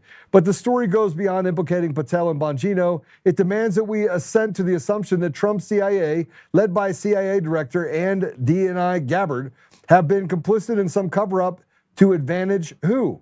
The deep state? Now, this is where he goes in, he's trying to separate and say, listen, we're going to take Gabbard over here too, because in this place, what he's saying is, you're not allowed to say anything about this. And by the way, I'm trying to give Gabbard, I'm trying to give the CIA the ability to come over here on our side and be like, yeah, this is absurd. I'm not buying what the Blaze is trying to sell, and most certainly, this is a kleptomaniac scramble for clicks. What the American public deserve are real answers substantiated by hard evidence, evidence beyond a reasonable doubt. That's a standard which FBI Director Patel is playing. That's not an unreasonable journalistic standard when people's lives, careers, and reputation are at stake. Fuck off, you piece of shit. I literally was on a call with Coomer. On a call. You guys didn't do any sort of checking into it. We had to get emails from Dominion. We had to get emails from this. Oh, unsubstantiated. You got a skinhead drug addict that supposedly got a cold call in 2005 to become the chief architect while he's making websites for small businesses. And that checks. That's what you want to do. A guy that's facing 10 years in prison, that's the guy you put there. Every single time it's the same thing. Same thing. We're going to crap on Steve Baker. We're going to crap on Kyle Seraphin. We're going to crap on the suspendables. We're going to crap on the gate analysis and tell public that it has nothing to do with that. I'm pissed. I'm pissed. You want to come on? Sure. I'm sorry, Tommy. I can't. I can't. No, dude. I again. The absurdity of it. And Kyle is my friend. And you're like, oh, he went after James O'Keefe. I don't get involved in their beef. That's their beef. Yeah, I can tell you that I know who Kyle is. I know Kyle has no interest in anything other than the truth, to his own detriment. And not just a detriment for the FBI, but his detriment today. Look, if you can't take Kyle Seraphin, like he's called me up and say, take that crap down. And I'm like, God, I'm not gonna take it down. It's right. And he's like, Joe, it's not. Let me tell you why. X, Y, and Z, let me send you something. He's like, you could be a retard and leave it up, or you could take it down. But I would recommend that you take it down. And he sends it to me. I do like 1 minute of research, and I'm like, oh, I'm an idiot. Click, I take it down. You wanna know why? Because I was being an idiot. And you're like, oh, Kyle hurt my feelings. Kyle's gonna hurt your feelings. Like if you think this is about clicks, if you think this is about some sort of kleptomaniac click for clickbait, that's not what Kyle's about. That's never been what he's about. That's never been what Steve is about. That's never been what Steve Baker's about. It's never. They went after his job, and he knew that he was going to be made out to be the devil's fool. He knew, but he had to get it out there because he knew what the truth was. A gate analysis is not some sort of flamboyant thing that you just put together by accident. And then the other stuff about Kyle and the house by house. Come on now, and you don't even mention it. Go ahead. Take it as a blessing, man. Take it as it sucked when it was happening, and now we look at Crossfire Hurricane. 53 intelligence officials say the Hunter Biden laptop is disinformation. The vaccine is safe, and if it comes from Wuhan, you're a racist. These are all things that they burned those cards. They got a little bit of a win, and in time, they can no longer use those cards because we all look at that and we go, "That's horseshit. That's horseshit." Every time this happens, there's a growing pain when it happens. There's a period of tribulation, be it a day or a year, and then we grow from it because people look at it now, and it doesn't matter anymore now. If you go, well, that guy's the director of this. People don't care. They saw COVID. They saw Crossfire Hurricane. They've seen all of this stuff. They've seen all the lies, right? They've seen all the lies. My point is, it's a very slow process of a country. We're aging and learning. You're older, you go, yeah, maybe that was stupid. Maybe I shouldn't do that. Yeah, I was 16 at the time. That's what we're going through right now. We're going through at an accelerated rate. It's painful. It's full of friction. It is ultimately beneficial because you use these cards and then everyone knows them. And they still have more, and they'll continue to use them. I think it's ultimately a blessing. It is a way to open people's eyes in a manner that cannot be denied. They've all seen it. They even just little shit like, yeah, okay, I guess Rogan wasn't a whack job for taking ivermectin. Yeah, sometimes it takes 5 years. These are all things that are steamrolling towards the truth. I take this back to Dr. Federer. I take this as something, the intricacies sometimes can only be carried out by God. And you go, yeah, this is beyond any human planning, that we're seeing these things time and time, week after week, year after year, from Trump dumping the food in with the koi fish with Shinzo Abe to whatever. Slow. You see who Mike Pence is. You see all this stuff. It's a theory that J6 is full of FBI officers. 1 year, 2, 3, 4 years later, 274. Look where we are right now. This is insane that we're actually openly talking about a gate analysis and the CIA. This is a win. It's slow and steady and it hurts, but this is a win, man. Yeah, but the point is that you now know that Julie Kelly's dirty.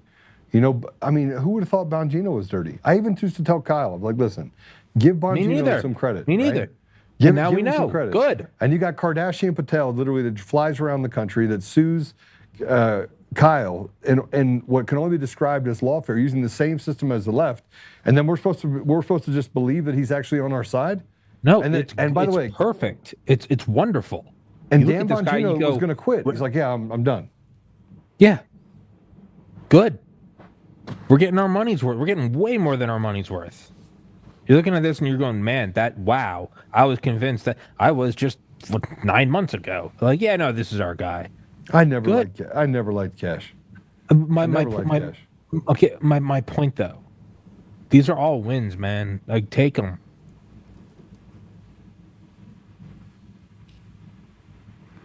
Yeah. This is this is crazy. Hey, so Jake, what's up, brother? What's up, Joe? How you doing? Good. It's been a while. Yeah. Jake is, yeah. Jake is like Honest Abe. You know what we call him? We call him the economic terrorist in DCF terms. Why is that? Because he finds shit that's wrong and he's like, yeah, I'm getting you. So economic hitman. Yeah. The term. Yeah. CIA jackals. So Jake has another story when who came after? We shouldn't talk about that right now, right? Waxy Maxey and the Young Republican. Yeah, that's a whole story. That's probably its own episode. Yeah, we're gonna have to do that because Con Inc. special. Yeah, I mean, we just got to do one on the Con Inc. We just got to do one on him. And look, I don't actually hate anyone. I don't even hate Bannon. I just think that he's full of shit. I don't hate Julie Kelly. I think she's a bad person. I don't actually hate people on the left either because I know that they're in it for money, power, and prestige. I just don't like them. Like I just don't like evil. I don't like evil people. I just don't like evil. Period. Right? But some of them, bless their heart, they just do it because it makes them feel good. Am I wrong? Yeah, but even Con Inc. stuff, like even that, like it's a self-refining process. Like with every passing month and year, you look at people, that's just a Con Inc. That's just a douchebag. He doesn't actually want to get to anything. Anything that accelerates or facilitates the movement towards whatever the core of truth is, it's a win, man. Right. Or not, or fuck them and they're evil. I mean, whatever you want to call it. I get angry. I mean, the whole thing is that there's so much evidence that and we heard about it before it happened, that the dangers of it is that there was I was told, not by any one person in particular, and this is not Kyle that said it, but I was told by someone yesterday they're not going to prosecute. The DOJ is not going to do anything about it. So basically, this person puts a pipe bomb out there, gets away with it. Is there any difference between what is happening with this person and what the radical left did for 4 years, locking up our people? Does it look any different? Does it act any different? Is anything different? Is Pam Bondi doing anything different? Tina Peters is still in jail. Todd Blanche sends an email hoping that he can put off for what? This is the Judases and Brutuses that we have inside of our government structure. And you know, I trust God, and I do trust President Trump because I think he's a very patient man. He 4 years of getting his ass kicked, right, and stomped on by the radical left. You know, he's got a bone to pick. But do I trust everything else that's happening? I don't. I mean, after you just let this pipe bomber go, and it was it because of the $500,000? You don't want to pay the $500,000? Then don't. I think Steve would be happy to not take the $500,000. But stop lying.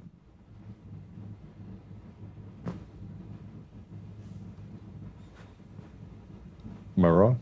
No. We need to do a full episode, though. I can't. On Gavin Wax and the Young Republicans? On the whole thing, I've always said that, and that's why I've kind of stayed out of the spotlight. I saw it from like the infantile stage of when a movement gets traction and moves forward and then becomes corrupted, and the infighting and the siphoning of the dollars of desperate people takes place. And you know, I think you know my story better than most. It was more layered than most people could imagine, having been on the receiving side of prosecution and then making my way into organizations that were, you know, portraying themselves to a degree of enacting change, and then the term you use is spinning tires. Right. So spinning tires, that change doesn't come along, it morphs into something else or it self-destroys. And I've seen it enough and been personally involved in it long enough that, at a certain point you just completely get sick and tired of it and stick to guns. Yeah, you're good at guns, for sure. I've never seen a person that could actually sell more guns than Jake can with his kind of like voodoo stuff he does. You will buy this gun. He's like Crocodile Dundee on the side of the road, and the cow just falls over and hands him his wallet. No, it's connecting to people. I think that's, in the realm of politics, it's the same idea. I'm not a sales guy.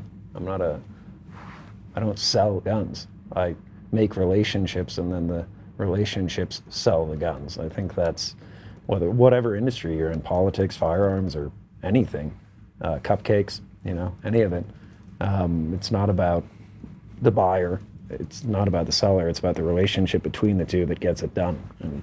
But I think that actually ties into everything we're talking about right now is like, to truly sell something, it's because the product is superior and you're being honest to someone.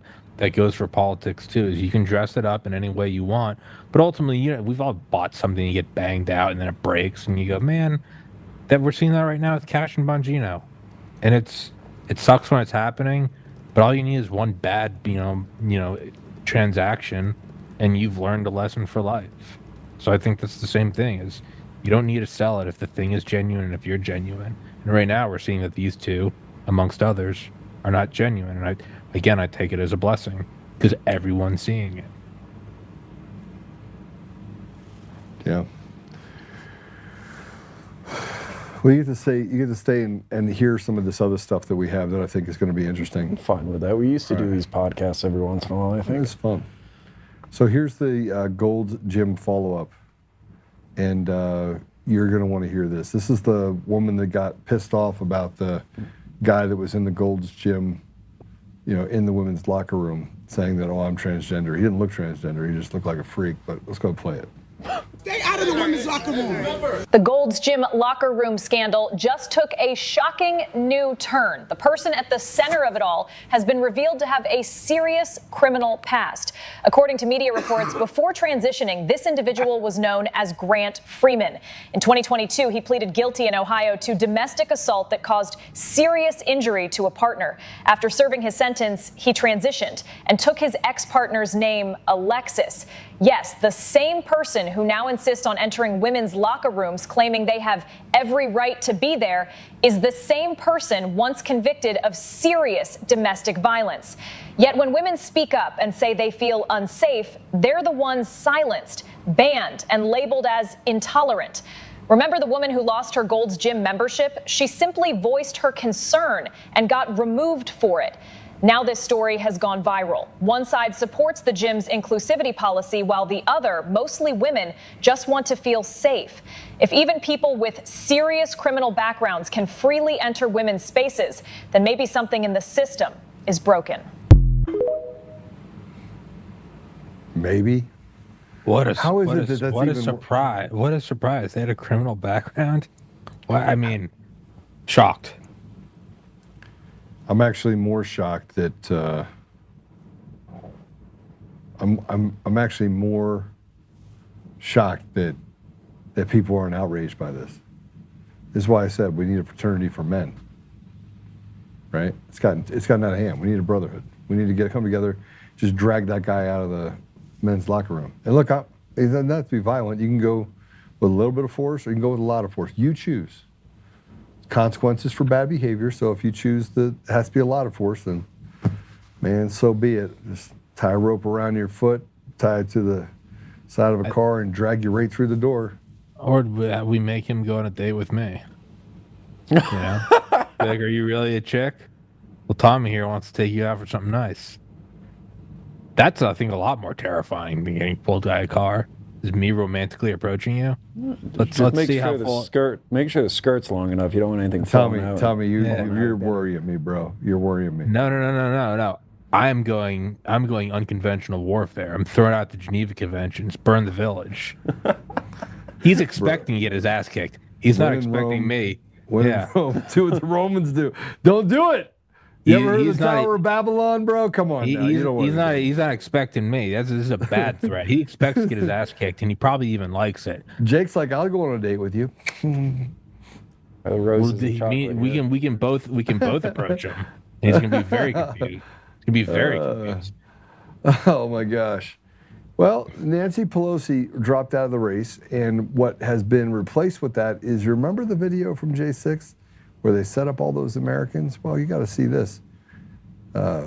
Christine Pelosi is now running for California State Senator. Play it. Hi, I'm Christine Pelosi, attorney, author, advocate, chairperson of the California Democratic Party Women's Caucus, wife, mom, and today a candidate for California State Senate. I'm running to represent you, San Francisco, in Sacramento, fighting for consumer rights, women's rights, gun violence survivors, immigrants, and our most vulnerable communities against the threat we face. Christine Pelosi is shaking up the sexual harassment debate in Sacramento. What do we do when our freedoms are under attack? We speak up, we fight back, and we organize power for the people. And that's what I want to do for you. And insider trading. Oh, yeah. I saw what her mother made. It was like $130 million off her own insider trading. Okay, so a teacher in Wisconsin speaks on how to infiltrate the minds of kids earlier in education. This is a white liberal woman in Wisconsin. This is the institutional rot that we talk about, they say doesn't exist. Play it. So everyone who raised your hand and said that you got radicalized in college, imagine if you got radicalized 4 years earlier. Okay? There's a dialectic between these organizations, but there are some major differences. High schools are a cross-section of our community. So when we look around higher ed and we're like, why is everyone so white and rich here? Look at the public schools. We need to train high schoolers how to organize. High school teachers, our hands are really tied. Work with the high schools, connect with the teachers unions, connect with your kids' teachers. Give them, I'm gonna be honest, give us money. Like on Teacher Appreciation Day, send a gift card to your high school teachers. Elementary school teachers get it, high school don't. Or like, whatever, just offer material support whenever you can. Show up at their protests, like send an email and say that you support them, because school boards listen to families. Follow your school board of the local public schools, follow them on social media, go to those meetings if you can, but like small policy changes will transform your city.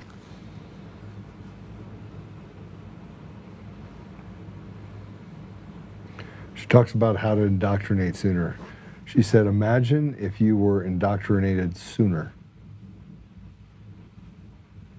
Well, yeah, that's what you do when the thing you're trying to sell is not an adequate product. It doesn't stand up on itself. So instead, you have to go in and get people before their frontal lobe is formed. It shouldn't be a surprise. They're fucking demons from hell. All right, so let's look at this. This is an aide gave an interview in Somalia about how they changed immigration rules to help Somalia in 2024. 100,000. waxaan ku faraxsanahay in sanadkii madaxweynaha hadda soo noqday Trump uu ka tegey dadka qaxootiga. Go back. I'm going to read it. Just pull their stuff down so I can read what it's saying, please. Go again.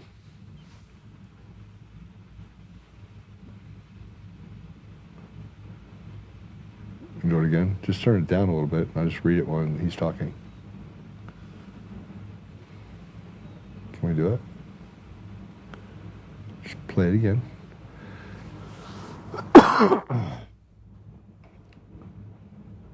Are you not going to play it again?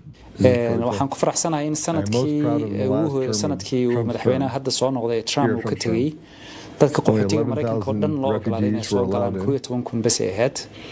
waxaan u bedelnay shuruucda soo galootiga oo muddo 40 sano markii koowaad isbedel lagu sameeyay casriyeysan oo hadda sanadkan hadda dhamaaday ee 2024 ugu yaraan dadka badan 100,000 qof ay soo galeen. waxay ahayd wax la taaban karo guul ay ahayd. waxaan kaloo runtii jira in dowladda Mareykanku xukuumaddii hadda ahayd xukuumaddii ugu taageerada badneed taariikhda wadanka Soomaaliya iyo dowladda Soomaaliya iyadoo runtii qayb libaax la ka qaadatay una horseeday in dowladda iyo maaragtay wadanka Soomaaliya uu hogaankiisa iyo maaragtay nidaamkiisa dawliga ah haykalkiisa dawladnimeed uu hana qaado tusaale ahaan Mareykanka uu cunaqabateynta laga qaado Soomaaliya Mareykanku sagaal dhabar u ahaa xukuumaddii hadda tagtay maaragtay kamid ka ahaa waxa kaloo kamid ahaa ano maaragtay soo koobaya dhinacafinta kale runtii waxa qayb libaax la ka qaatay Mareykanka sida ay xukuumadda dowladda Soomaaliya ay maaragtay qariyayso mar walba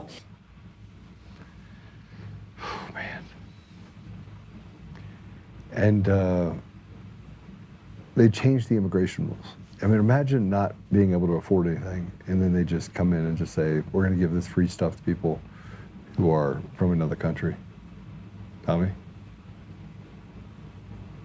Are you surprised? So here's a video of Rep. Ilhan Omar made about the good work this restaurant was doing in Somalia. The restaurant that Ilhan Omar filmed the video in was the one that was accused of massive COVID fraud, where hundreds of millions were siphoned into shell companies, ostensibly to quote-unquote feed the children. Let's go ahead and play it. horta aad iyo aadaan ugu faraxsanahay in maanta Safari aan soo gaarnay Safari in ay tahay meelaha city oo diyaarinayo cunto maalin kasto maalintii kaliyo Safari waxay cunto siisaa 2,300 oo ciyaal ah iyo familkooda taas waa mid muhiim ah sida aad u ogtihiin dhalinyaro badan gaajo ku nool wadankaneyti ama familkooda fursad u helin in quraac qada iyo casho ay siiso breakfast lunch or dinner.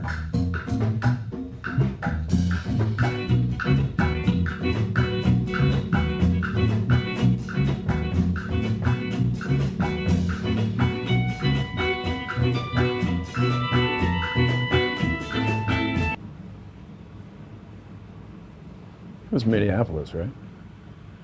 Yeah. Yeah, I don't. They get no sympathy from me because one, what they're doing is they're not integrating and they're trying to just simply bring their country here for no other reason than to support their home country. And furthermore, if you really want to get historical with it, in 1993 we did try to feed them when they weren't even here. When Aidid was seizing all those rice things from the UN whatever security force, and we had to go in during Operation Gothic Serpent, and that's when we lost a bunch of Rangers and Delta Force, and Mike Durant, Gary Gordon and Randy Shukart, who were both shot and killed, and their bodies were dismembered. I've interviewed Mike Durant. We've gone so far out of our way to help people all around this world before they're even in this country. I don't give a shit anymore. Fuck these people. Well, I mean, you do care about people. I mean, the whole idea. I do, but suicidal empathy is suicidal. Sorry. So we don't have suicidal empathy. I mean, humanity is humanity. You set rules, right? So you want to make sure you set rules and consequences of those rules. And when bad people violate that, when evil people violate it, you go after those people. But you can't give up your humanity. I mean, I refuse. No, you're right. I know you're right. I refuse to put myself in a position where I have to give up my ability to live my life by my faith because of what somebody else does. It doesn't matter. I mean, I will turn over the tables and I will whoop the living you-know-what out of someone, right? But that's not my first go-to when I meet someone. Like when somebody pulls up in front of me and they try to cut in front of me, I'm like, okay. I don't get upset over it, right? I do. All right, let's take a look at this. This is the restaurant that was in this previous cut. Here's a news report. Play it. In December of 2021, the FBI installed a surveillance camera overlooking this building just off Lake Street in Minneapolis. At the time, it was Safari Restaurant, which overall took in $12 million in federal child meal payments through Feeding Our Future. Safari's former co-owner, Salim Saeed, is on trial alongside Amy Bach, the Feeding Our Future executive director. Safari claimed to feed 4,000 to 6,000 kids a day. Its invoices and meal counts shown to the jury alongside the video. An FBI agent testifying that an average of 40 people came and went during the 6 weeks it was surveilled. The FBI set up a total of 12 cameras at sites claiming to serve extraordinary numbers of meals. Another was at a deli in St. Paul, also registered by defendant Salim Saeed, which claimed 1,800 meals per day. The video, shown to the jury, showed an average of 23 people a day coming and going. The jury was shown dozens of invoices, meal counts, and emails seized from Feeding Our Future's headquarters in St. Anthony. Some showed links to websites that randomly generated names and ages to create rosters of children who were served meals. Many were signed or sent by Amy Bach, who's charged with wire fraud, along with bribery for the alleged kickbacks that she received. This is actually really interesting. So when we did that ballot harvesting story in Minneapolis for Project Veritas, I was on the ground for about 3 weeks out there, and we stayed at the Marquette Hotel, which was right downtown of the George Floyd riots. And the amount of, as we were focusing on, the fraud development side of the story within the community, one of the things I looked at from an OSINT side of the financial side is, what are you stealing an election for? What are you cornering local power for? And it was the money.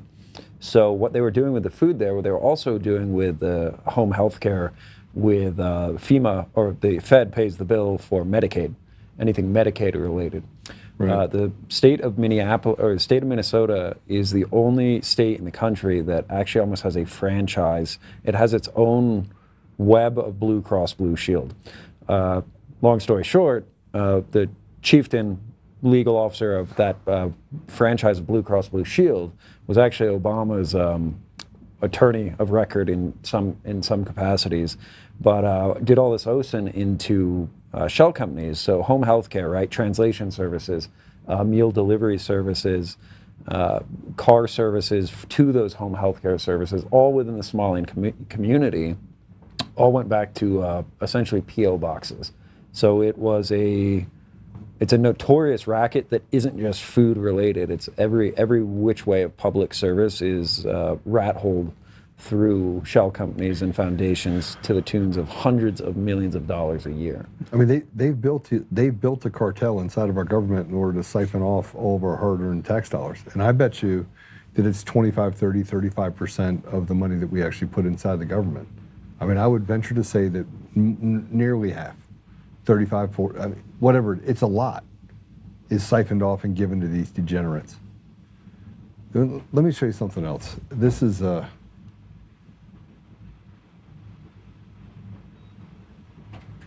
oh, Milo. What's up, Milo?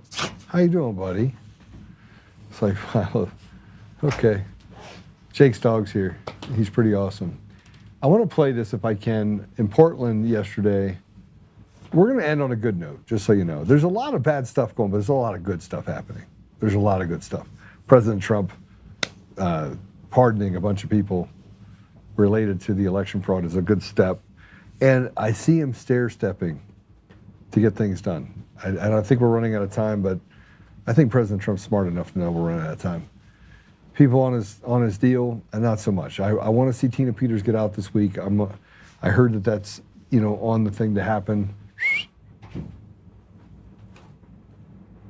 But I want you to see this. This is the degenerates. They call themselves Degenerates Against Fascism. Play it.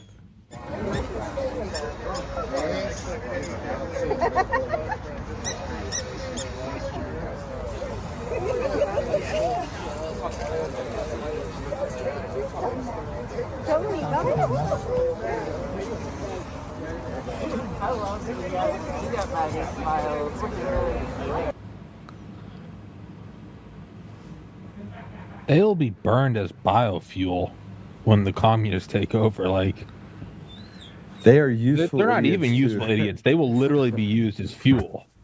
No, useful idiots are a tier above them. Legit, they will be ground up, mixed with ethanol and corn, and be used to power tanks. I'm really scared, actually, that that's a part of society. But we have catered to it. That's what you get. You get that because of it. You get that as a result of that. Isn't deep? I guess it looked like a handicapped furry convention. I was gonna say degenerates against fashion. If you include the G backwards, then it's fagged.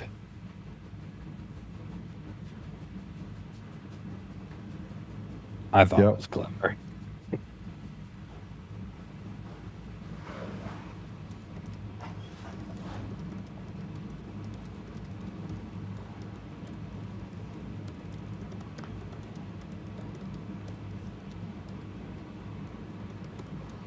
Were you day trading, Joe?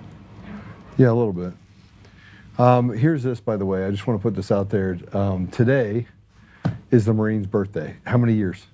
250. 250 years. I just saw that and I was like, yes. Yes, yes, yes. Let's go ahead and play this real quick.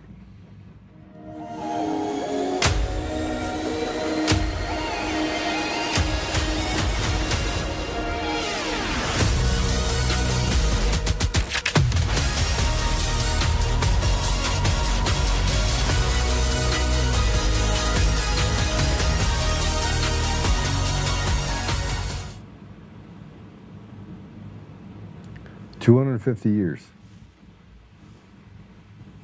That's pretty good, right? 250 years. It's very impressive. Super impressive.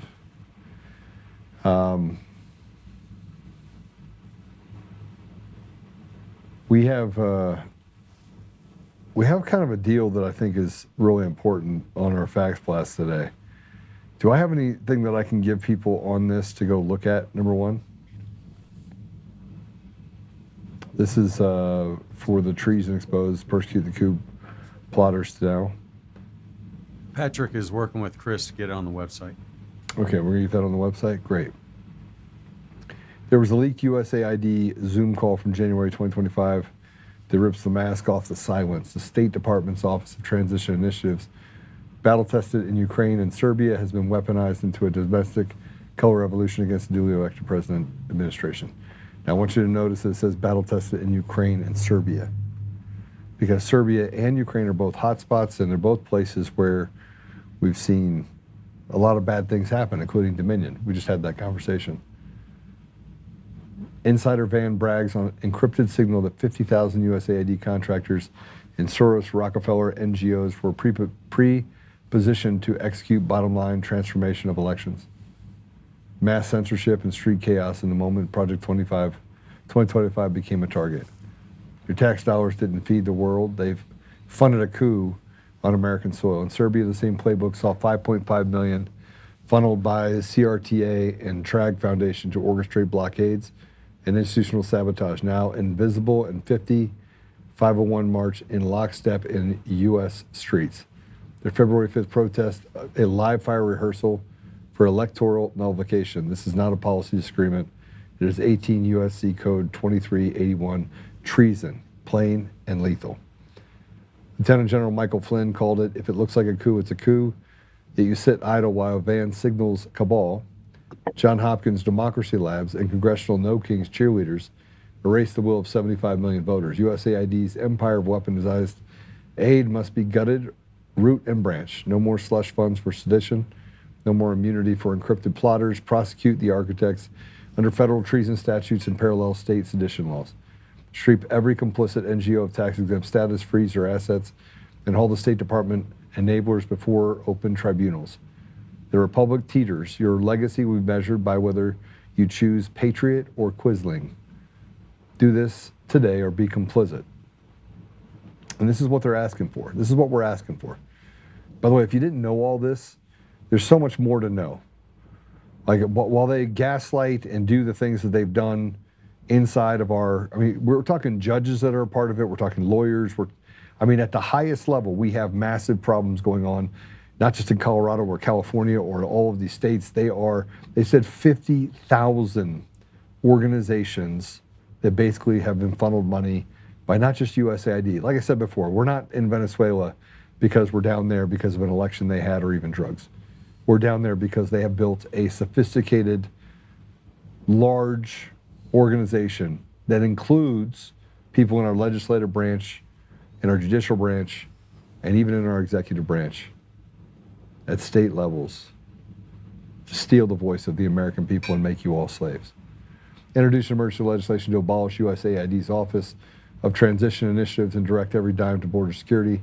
Convene public hearings within 72 hours. Subpoena Van, OTI, leadership, indivisible, 501 and Soros grant logs.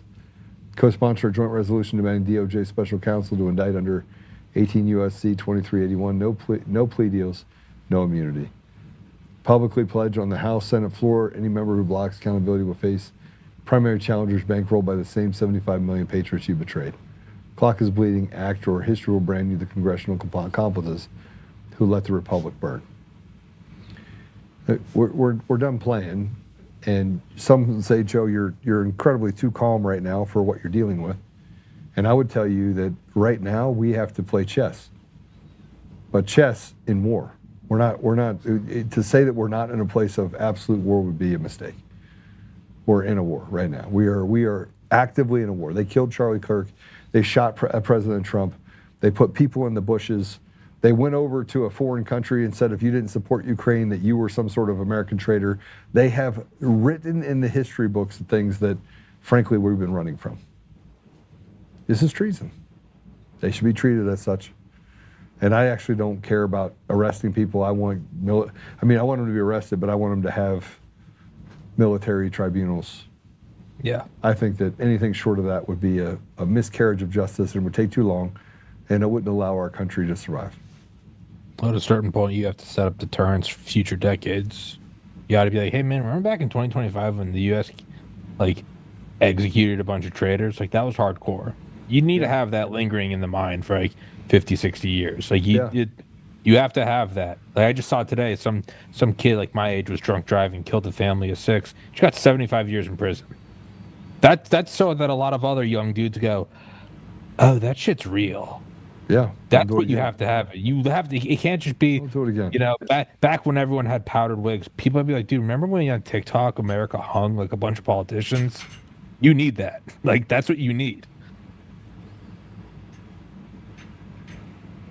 Yeah. All right, let's pray it out. What do you think? We're going to do something on Gavin Wax? I'd say throw it all out there because it's a much more nuanced story. I mean, the rise to fame of the New York Young Republican clubs. I was the advisory chairman. I mean, I'm sorry, Milo's having a bit of fit down there. Yeah, he is. I can connect the dots. I'm just tired of seeing people take things that are not theirs. Not theirs, and they were used for their own gain. And people that don't have skin in the game wanting to have champagne breakfasts and all of the fun, nice things that no skin in the game brought them. Come here, up.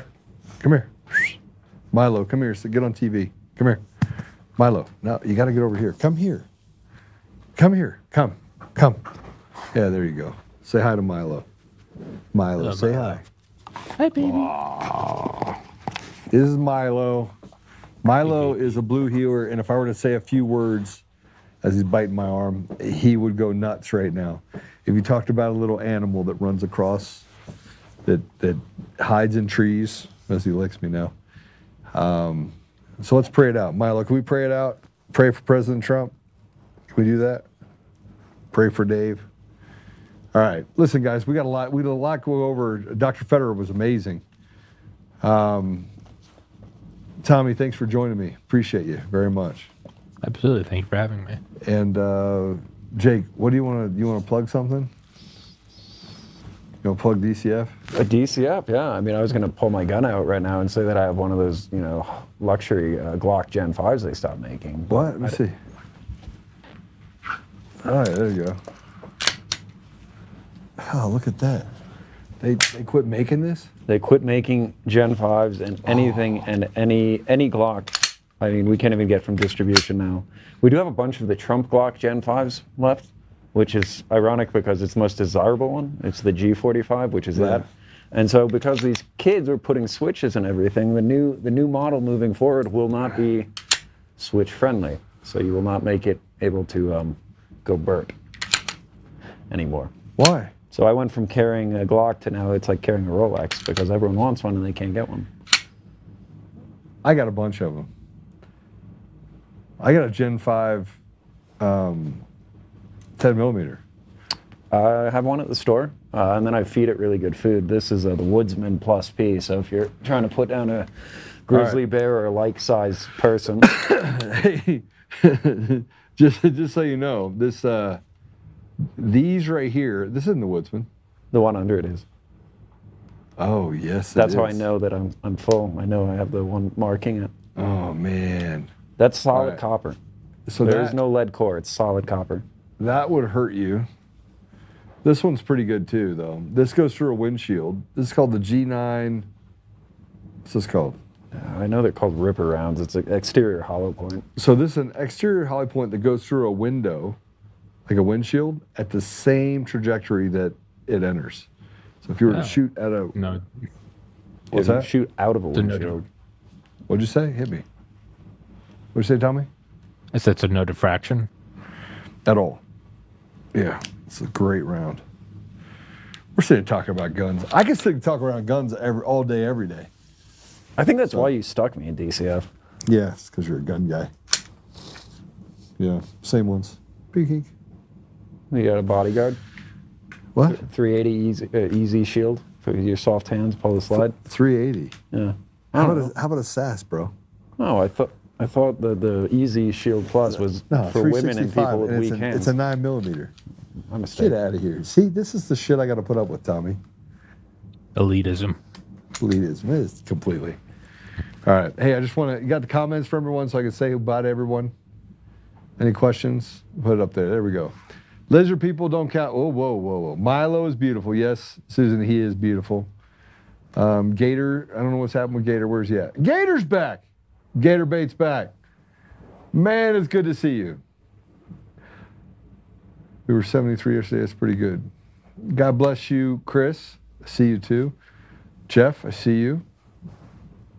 Dr. D-Mark.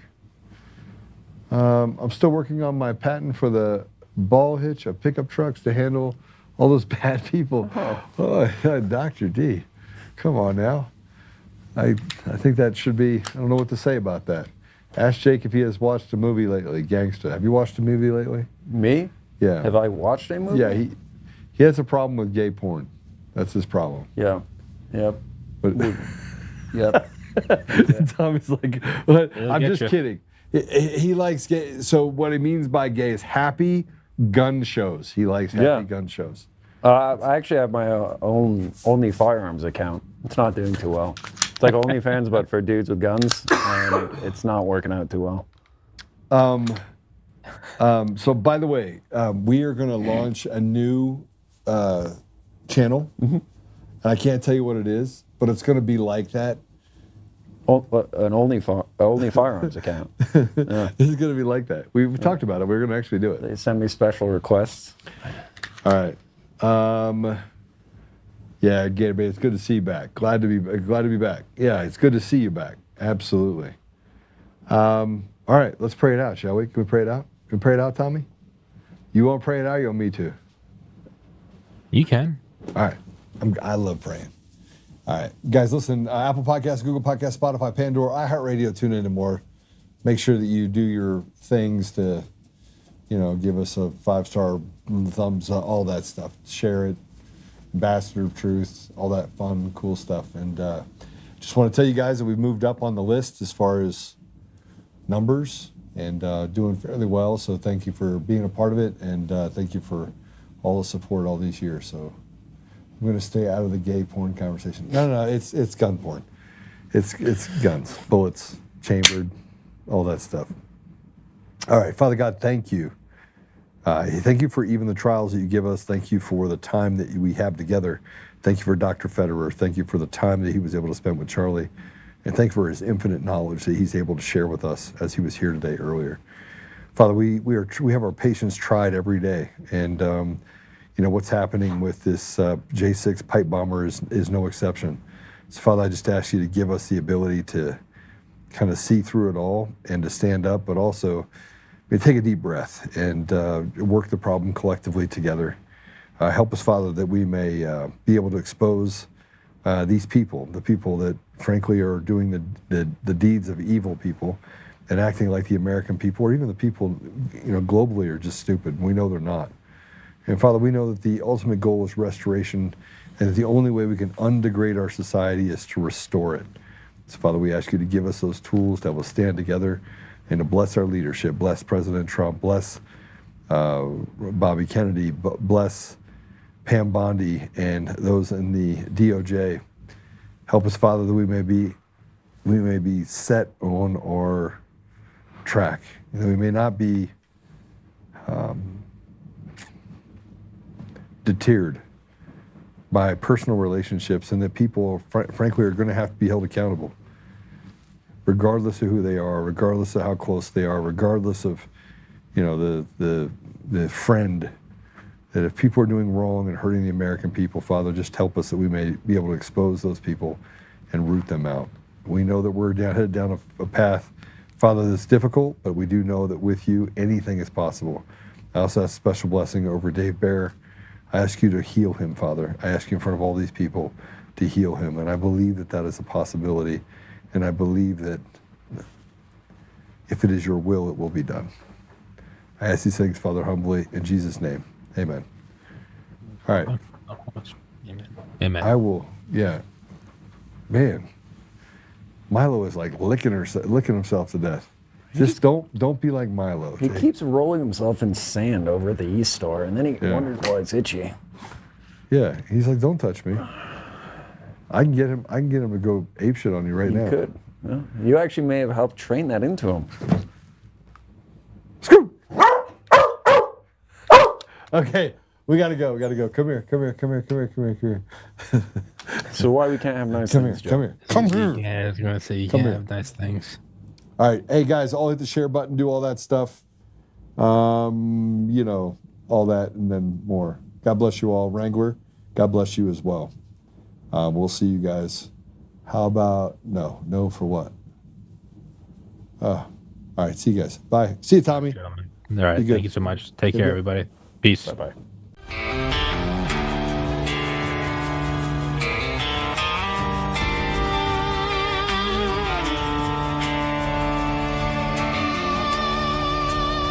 Rise up untamed in the heart of the fire where the wild ones roam. Joel Ollerman's calling, bringing truth back home. From conservative daily to this untamed fire, we shatter the silence, lifting spirits higher. No chains can hold us, no lies can prevail.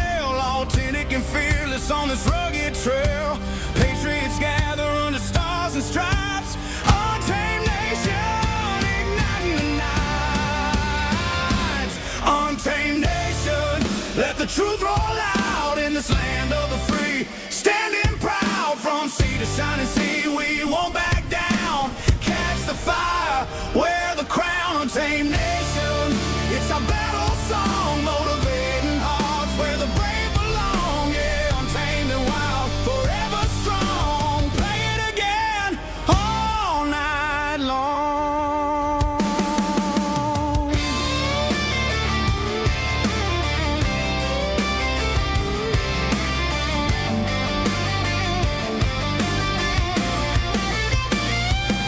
Break the mold, chase the real. No more games, time to heal. Joe's voice leads the untamed crew. Truth matters through and through. Untamed nation, let the truth roll out in this land of the free. Standing proud from sea to shining sea, we won't back down. Catch the fire, wear the crown. Untamed nation, it's our battle song, motivating hearts where the brave belong. Yeah, untamed and wild, forever